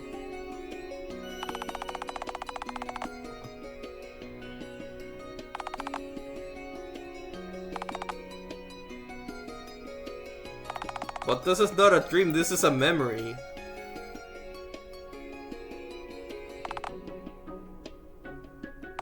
Aren't they the same thing?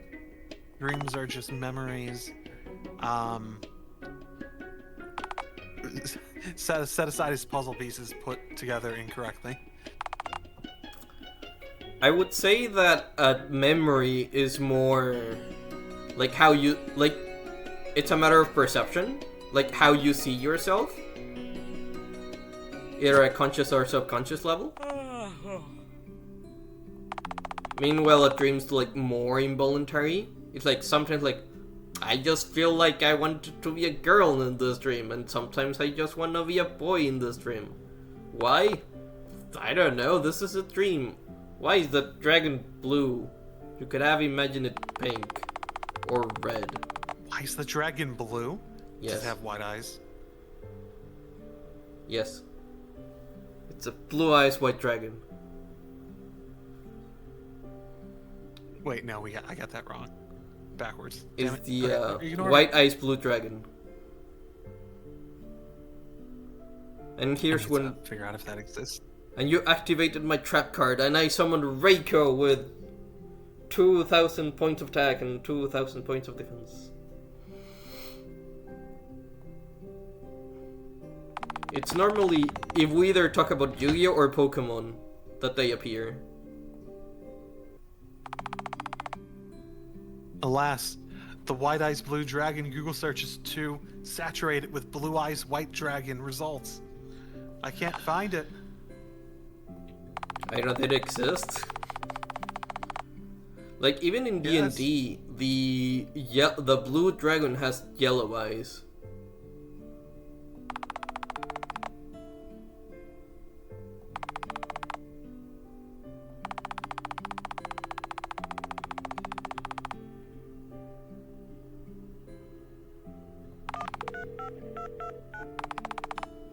It is mildly funny that blue eyes white dragon is blue though. It's white, isn't it? Like, well, like light blue. But still blue. Fair enough.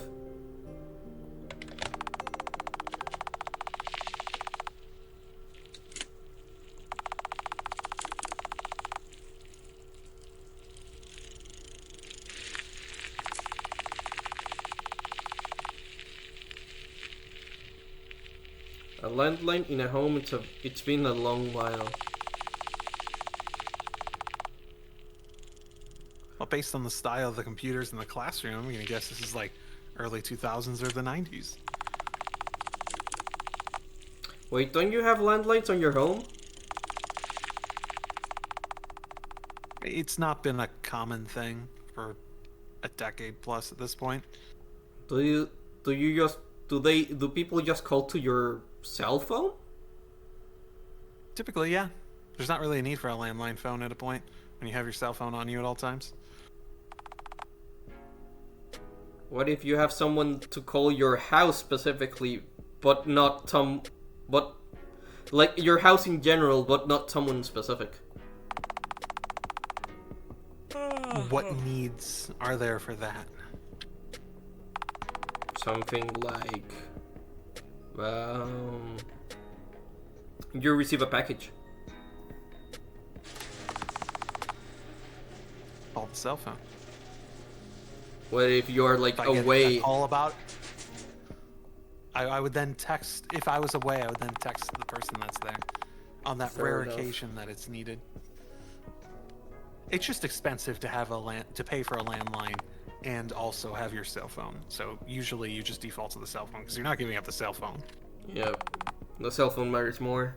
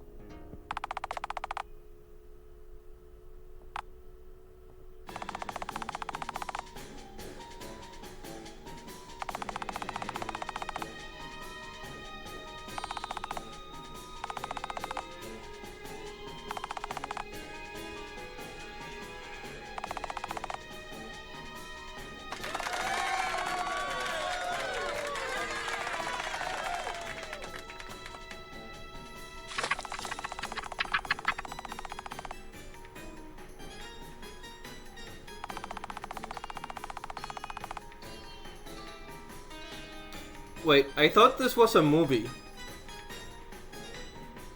Yeah, I wasn't really tracking what was happening. As soon as they were talking about watching the movie.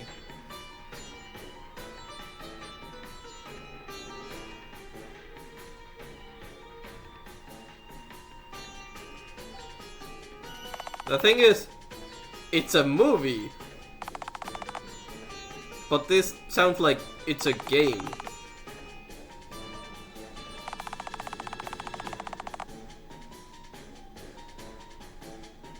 I also might have missed something too.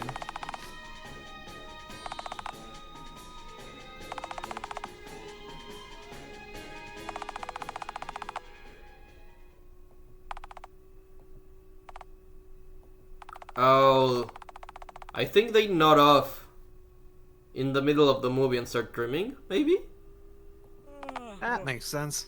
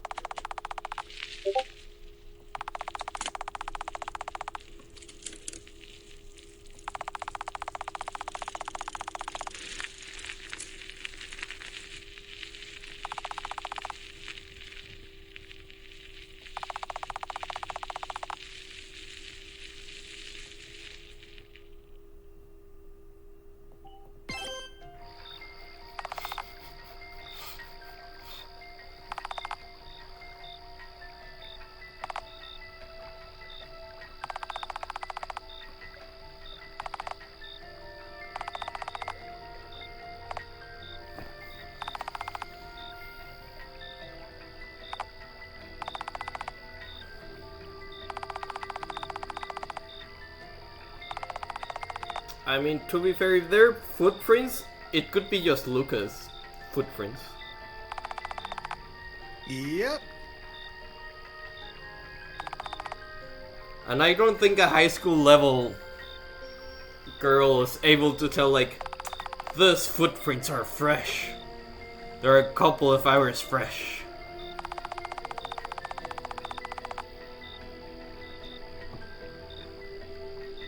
Or maybe, depends on her background.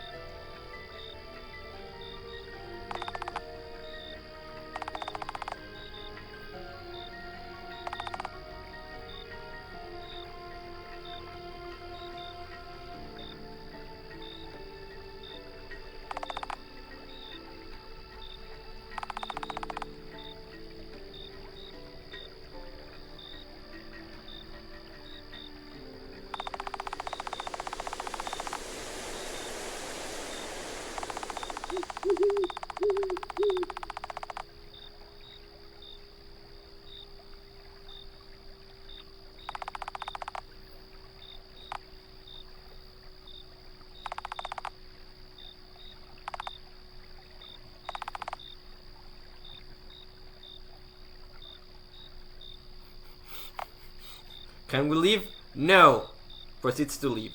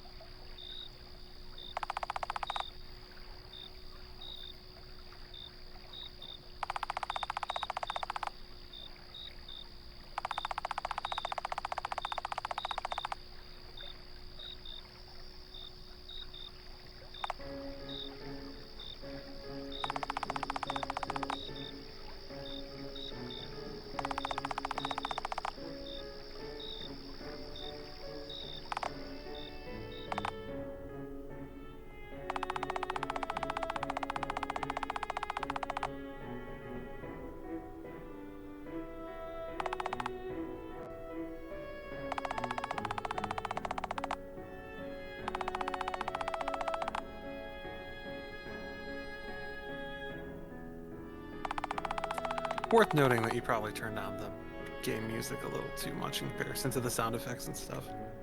I just turned the master volume down. Was it just master? Yeah. Okay. Then suggestion: the doo-doo-doots from the dialogue, I don't think should be so much louder than the music to the creator.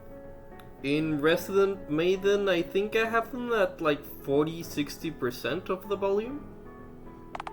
I know I've always needed to like turn it down because it's a bit much whenever whatever the default tends to be at. Mm-hmm.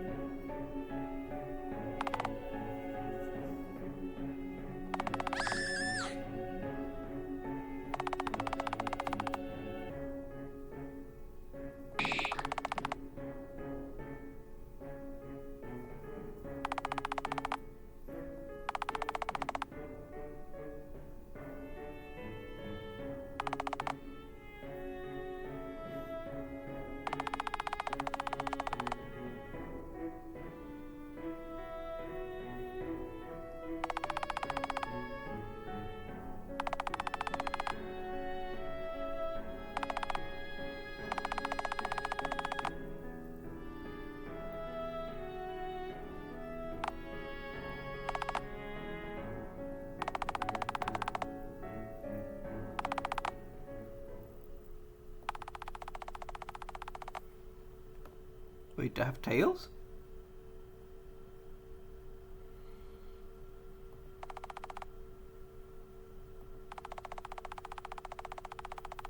Huh?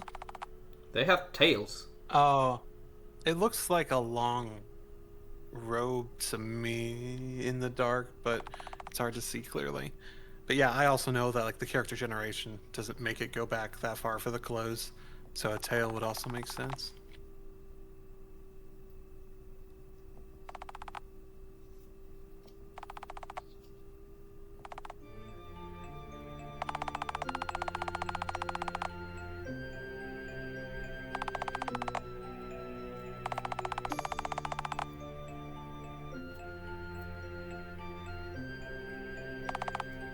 It's so well. Between this and Sword and Soul, I wonder if I actually am having like an inspiration on people.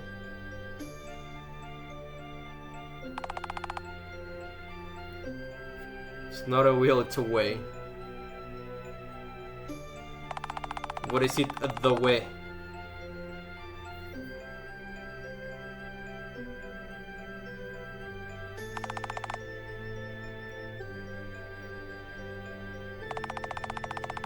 I mean, to be fair, it could be a will-o-wisp. And that would be a pun if they're inspired by you and want to still use the word will. No, I very much doubt any inspiration is direct. Very much, if it is an inspiration at all, probably more just by osmosis. Also, the effect they did on it for like the texture and whatnot, that's pretty cool. Between the face and the walking around. It is a little weird that it starts when they're walking, but not otherwise. Oh, in like the world sprite. I'll have to take a look Yeah, next time she walks. Yeah, it animated a bit.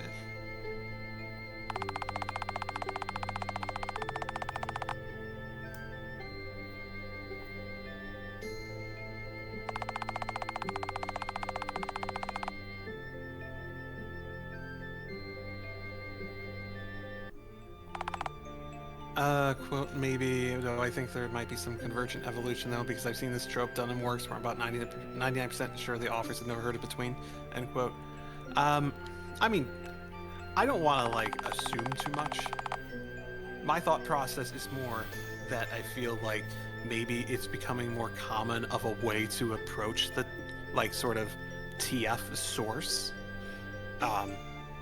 Sort of maybe based around the concept that I'm doing in between and whatnot, if just through like cultural osmosis into the RPG Maker scene. Both Atramentia from Sword and Soul and the creator of this, who, apologies, I'm not remembering your username off the top of my head, both said they had played the Between before. And I know the author of this had praised Between when they were talking to me on the forums. And I'm not saying they're like copying or anything like that. This is even now distinctly different. But like the sort of style of having sort of like merging a little bit.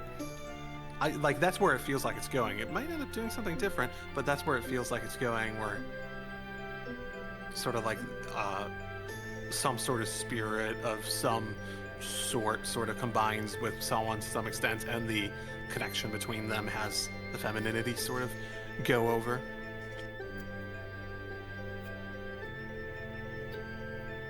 Yeah, I wouldn't take credit for any direct inspiration, just maybe a little any bit of cultural osmosis.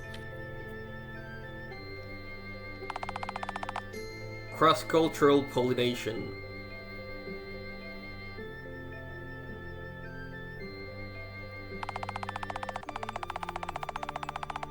But yeah.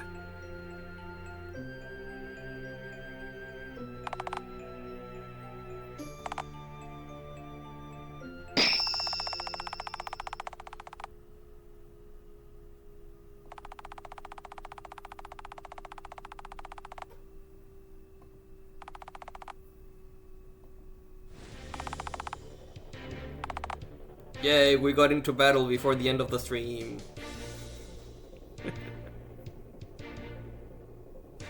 Defeat all enemies.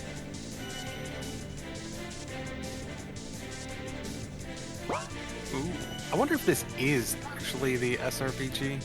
I've never actually used it enough.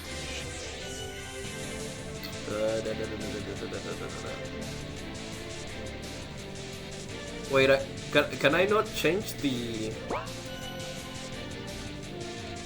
volume from the menu? I guess it's part of the plugin. It's fine. I can hear it clearly enough. I think it's fine.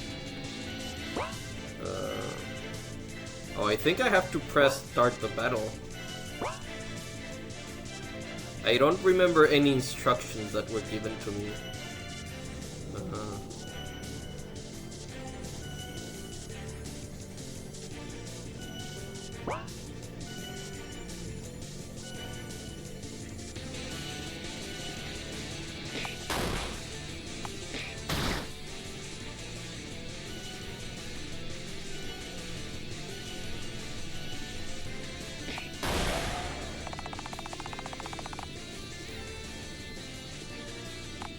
And that's probably good feedback to give to on how long it took to get to this point.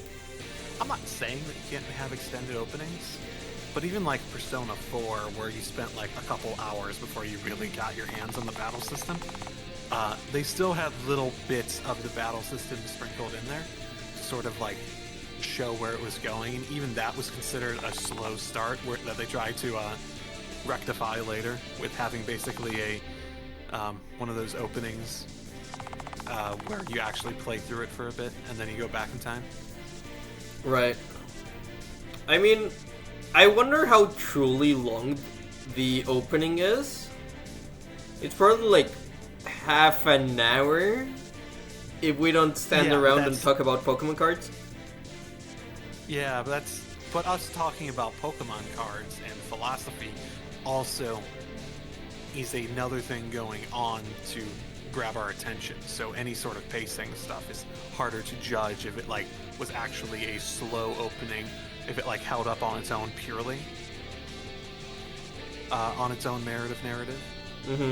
I thought it was good, but it definitely was very chill, and only recently with this started actually having some real momentum, would probably be the way to phrase it. It was very chill and relaxed as a story, very much that Breakfast Club sort of vibe before otherwise.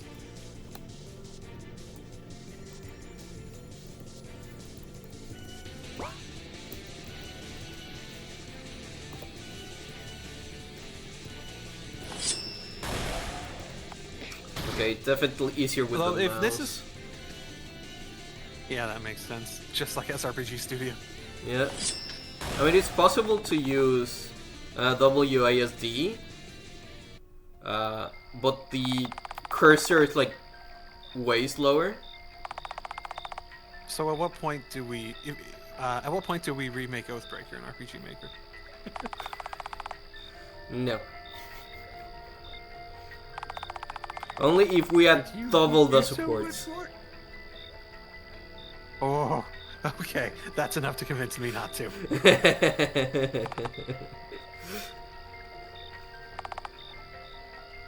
If we do something after Oathbreaker, though, I think we'd seriously consider it. Yeah, I think a good source of inspiration might be Netotaria for me. Netoria? Apollo's game. Like, they have like 5 people, and based on those 5 people, like, you get supports and such, and it's not even like that many supports. You recall the sort of like sequel to Oathbreaker that we've talked about here and there, right? The like concept of that. I'm not going to say anything specific on stream, obviously, but like we have that concept sort of locked and loaded for whenever we want to do something with it, whether it's an SRPG or otherwise. I'd be into making an SRPG. I like SRPGs. I think it would be interesting to try to do one in RPG Maker with that too. But I feel the UI is a little bit clunky. Well, I think we'd have to experiment with it first. We'd probably want to do like a short game, Yeah. almost like a game jam length game, similar to what you did with Changing Blade, and then you'd commit to one or the other. Right, yeah.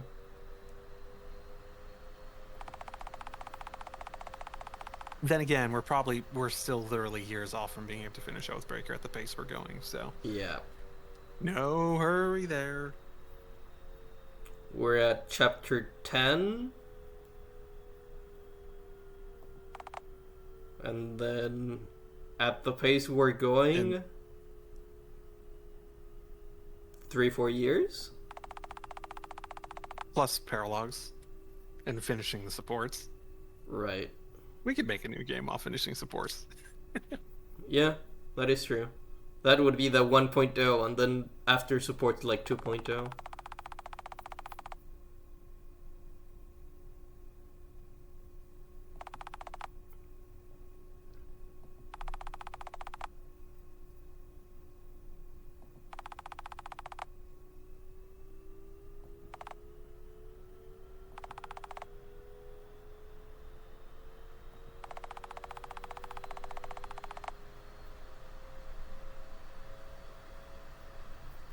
Title drop. Title drop. Uh, They did that before. You missed it. oh no, I missed the first title drop.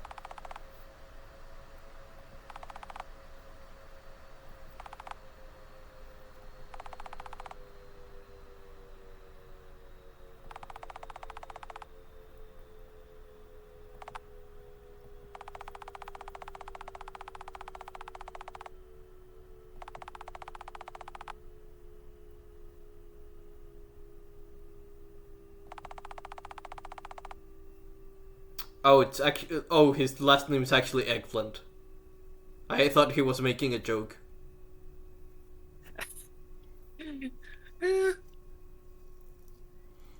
Like, if a friend is calling you and you hear his voice and you say like, "Oh, here's the pizza restaurant. Who's speaking?"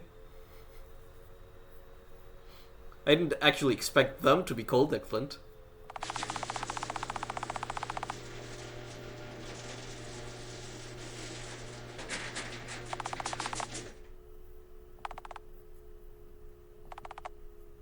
You know, the sound effects are actually pretty good.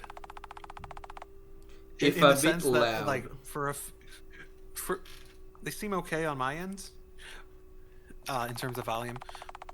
But like, there's been a couple times where I'm like, wait, is that in my home here?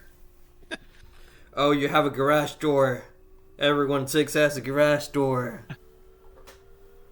Not close enough that I'd hear it from here, though. That's what confused me. I don't think I've seen any garage doors in the city main, actually. Huh.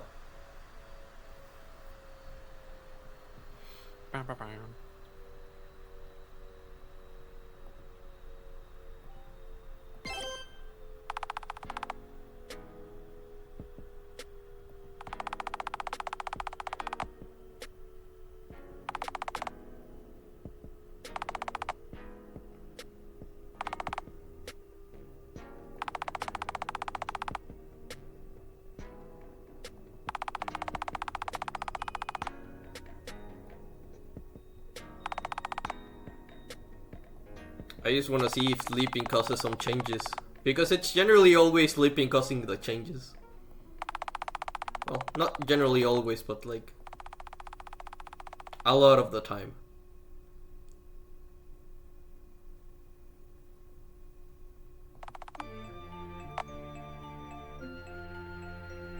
Oh, I see the effect you said. I almost want to say they should put her on like a stepping animation pattern, just to have it constantly going, because it's an interesting animation. Yeah, it's not a bad idea. It probably would not ill-suit her either, to be moving around like that in terms of the pure animation.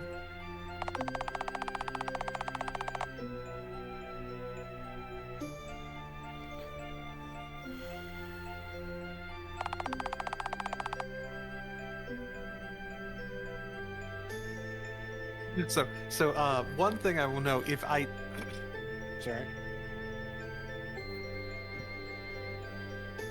sorry, one thing I will note is that if I did end up having actual influence on the cultural zeitgeist of TF games to an extent to push this, I guess, trope of style of TFing and whatnot, one thing I've noticed is anyone else has done something similar.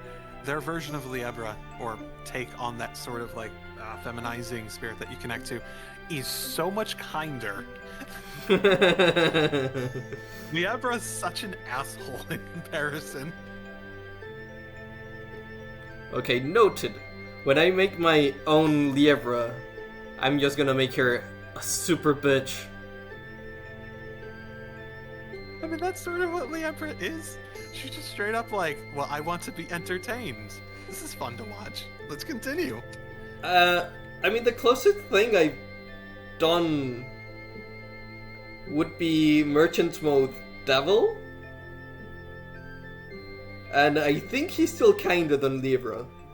Even though he's also just want to be entertained. But at least he's charismatic about it.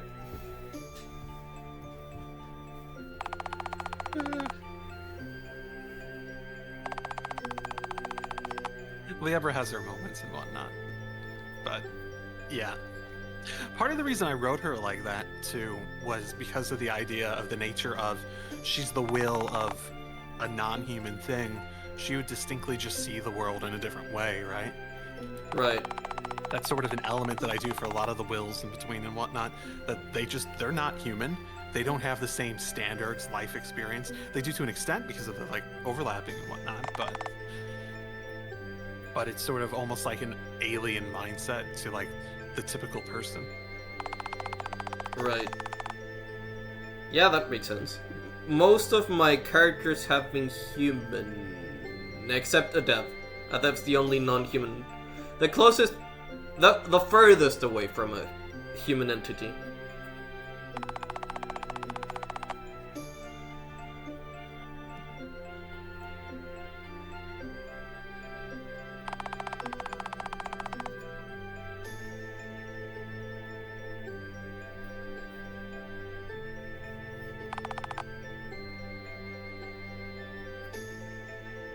And now I can share the science about it, because it's finally out.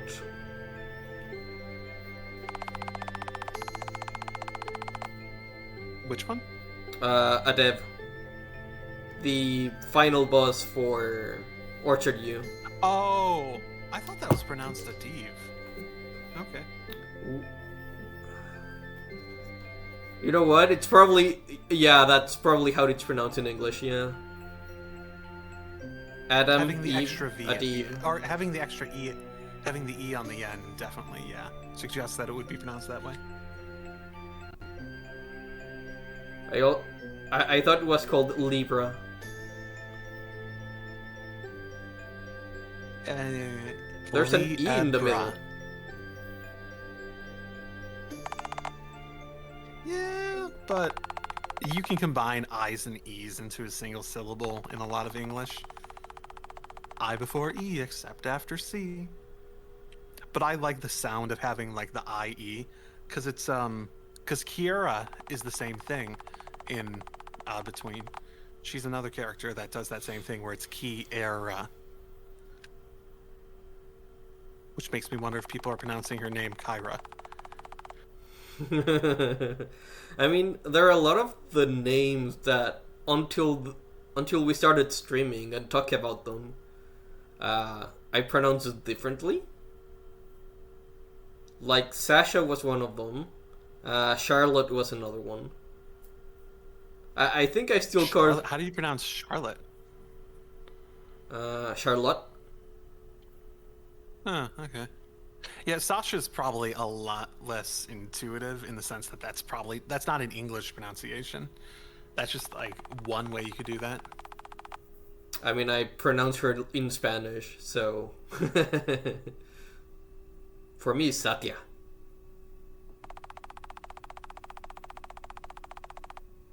I think pronunciations like that, from that spelling, come from just, like, saying it quickly. Satya, Satya, Sasha, Sasha, Sasha, Sasha, Sasha, Sasha. Sasha. And then that just sort of becomes in the lexicon of the culture the way that you sort of say that, because it's sort of like a quick way of saying it. It sort of gets interpreted as that sound instead of the quickness of saying two different sounds.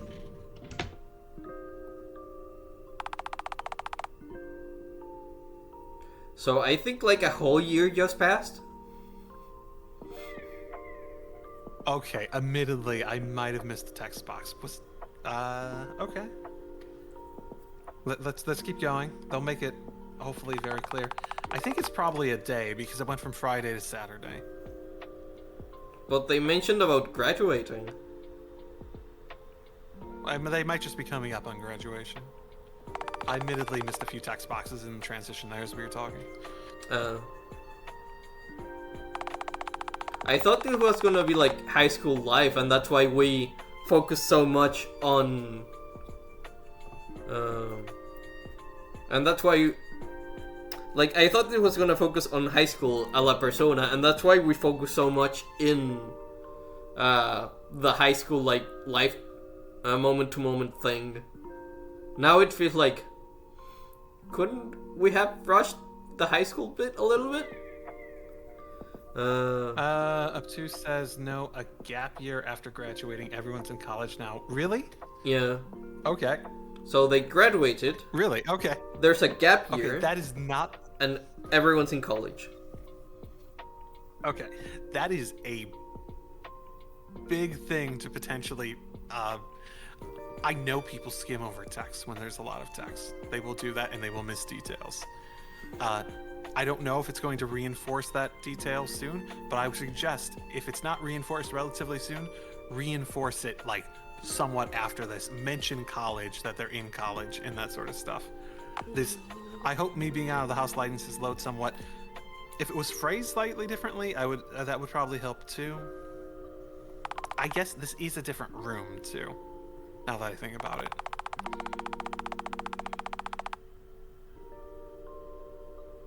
But I'd almost suggest throwing in a quick line about college, like being in college. Starting college. Yeah.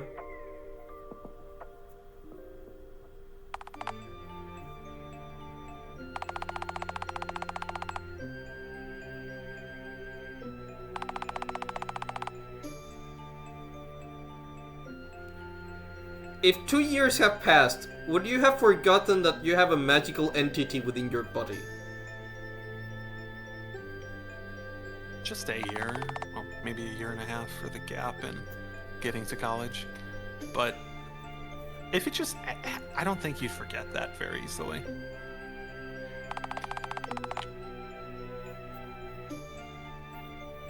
You'd probably be surprised by popping up again, but yeah. No, gap year for Lucas, Sarah, and Dan go to local college or CC, while Chris goes to a nice Community college. Oh, community college. Got it.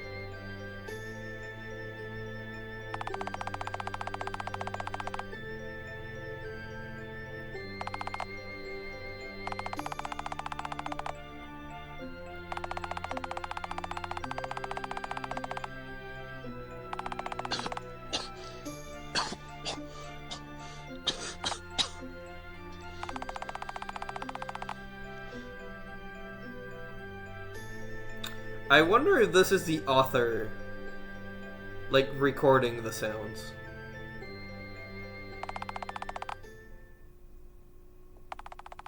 They have decent recording equipment if it is. Or maybe it's from the same BA. Sort Voice actor. Yeah, I assume it would be from like a sound. It would be from like a sound effect pack, I assume.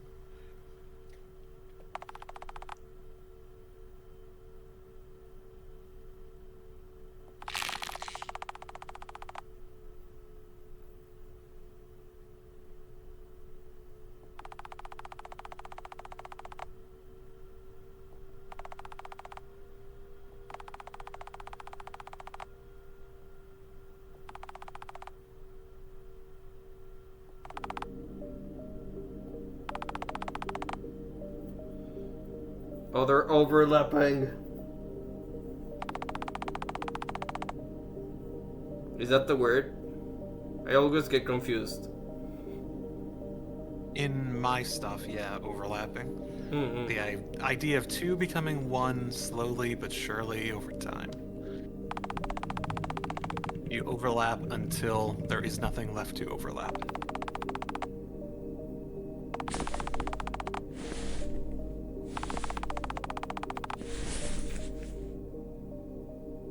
It feels like it rushed a lot with the transformation process. Should I switch scenes just in case? You should probably be fine. Just looking at how this the art in it, I'm doubtful there's any like. It's not like there's AI art to do like a full sexy thing. I think it's probably just gonna talk about it.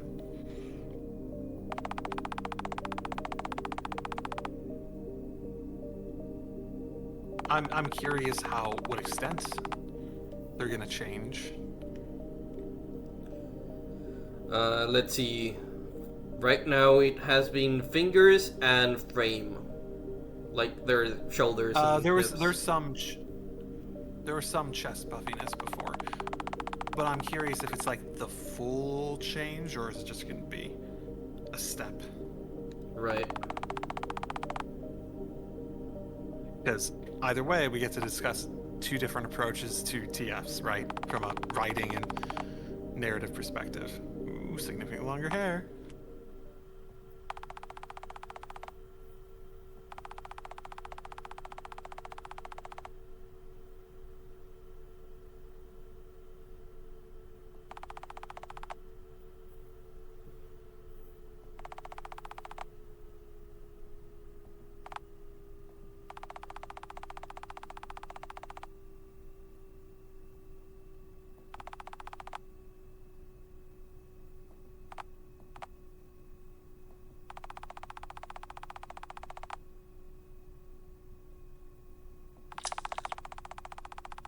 Huh. I wonder how dexterous, how much your ability of speaking would be affected by your tongue and mouth essentially being smaller. Yeah. Changing that dramatically, that quickly, without any slow, gradual change. Depends how much it changes, I suppose.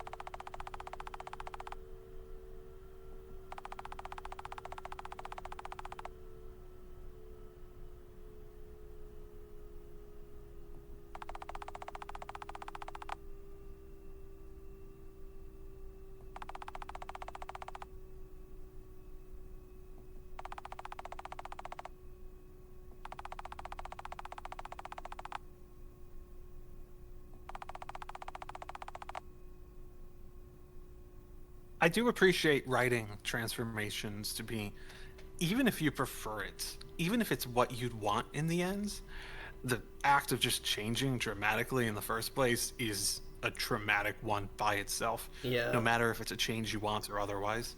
I appreciate when writers acknowledge that, and they're not just playing to the fantasy of the change of people, to readers who already know they want it, but they actually play out that very realistically.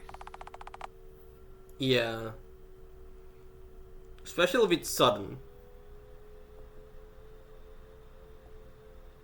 Okay, if there's an opportunity, this I need to see.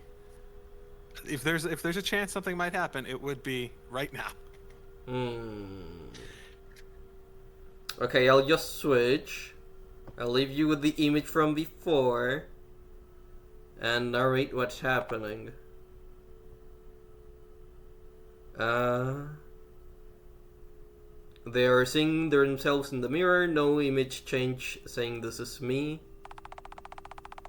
Lucas tried a variety of expressions to see what they looked like in his new face. Now they're sad, angry, suspicious, smirk, and they say this isn't so bad, is it? They slowly rub his legs together through his sweatpants, and he has suspected he didn't feel the presence of what he used to be having here. I keep Now, on my earlier thought, if immediately after like experimenting with it for like 20 seconds, they end up being like gung ho about it, I might retract my like realistic change. I think it's because I took the two feminine options before. Yeah, but like, it wouldn't be that quick, especially if you hadn't like already acknowledged it to yourself. You were like wanting this, seeking it out. There's a mental process to just accepting it, I think, because it's an identity thing. Even if it's the thing that fits you better, you need to actually switch your mindset to being like, that's who I am, right? Here they're Before saying. it becomes. So they're looking at their willy. You'd probably, from a writing perspective, I would imagine a person would be more likely to, what's the best way to phrase it?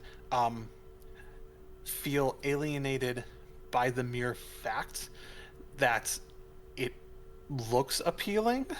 Like, this shouldn't look appealing to me. Why is this looking appealing to me? I'm not supposed to be like this. And you'd have to go through that phase. There's like steps to that process of your mindset shifting to being like, this is how it probably should be, right? Right. What they're saying right now is they're expected to be angry or frightened, but they're merely like they just feel surreal. Like it's not real. Oh, since I can't read it right, you're. Yeah. I'm narrating. I will assume the worst happened. The worst happened already. Like I don't think they're gonna do like anything sexy with the two characters like with each other, like next to each other. I mean they could if Aura's more like ara ara, let's explore the body ara ara kind of like person, but it doesn't give me that inkling.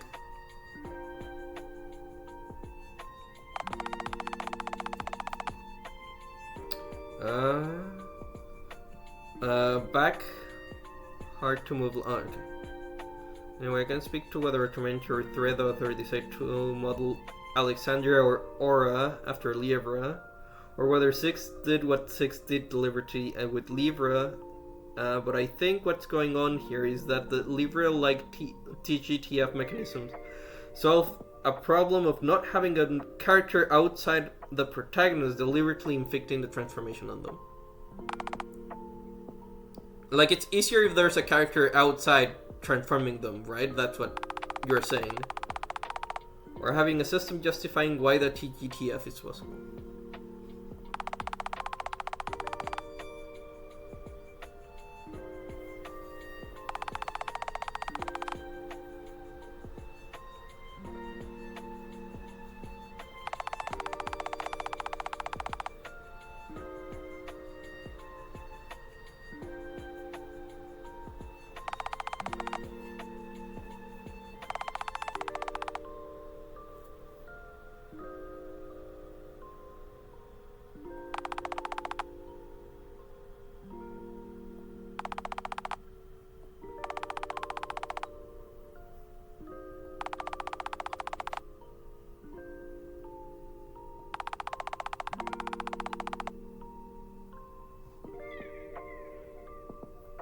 I'd say, yeah, it does characterize the change a bit.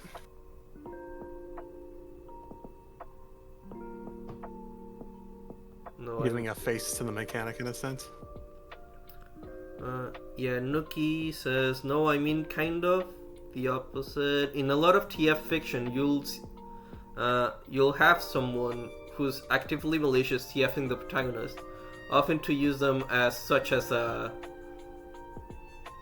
I mean, Twitch just like marked the following word, but a sexy intern. I like the word that one of the YouTubers says. Instead of the S word, they say intern. Involuntary intern. Involuntary intern. I mean, there's not a person as an agent. There needs to be a reason why the orb I found turned into whatever. Need to finish this so I can go to lunch.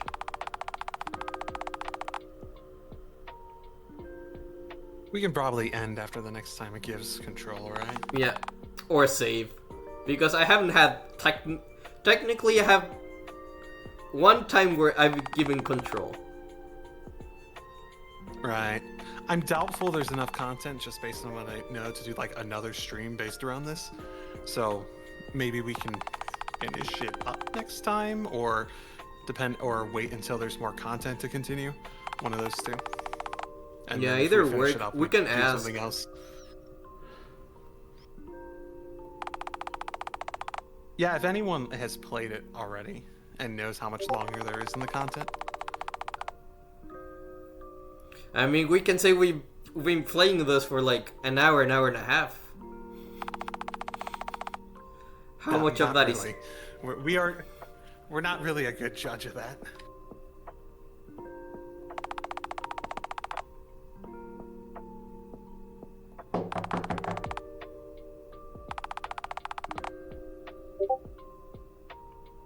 Oh, they're living dormitories. Interesting.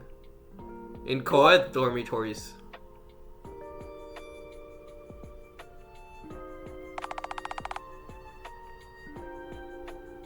That's normal? Oh, I'm trying to remember. I think it was co-ed dormitories, but they were split. They were probably more split between where they were, but it didn't stop you from going to the other areas or anything like that. Like It's per not like that floor. was regulated. In my Yeah, like university, it floors. was per floor, yeah. Per floor or per room? In my first dormitory, it was per floor, and then in my second dormitory, it was per room. So you would have like 6 people living in one apartment, all males, and then next door there were 6 girls, and then 6 boys and 6 girls. So you were surrounded by girls and then boy, I think. Maybe it was also boys, girls, girls.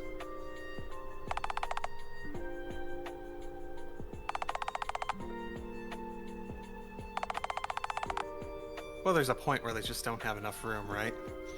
You need to combine one floor with both. Yeah.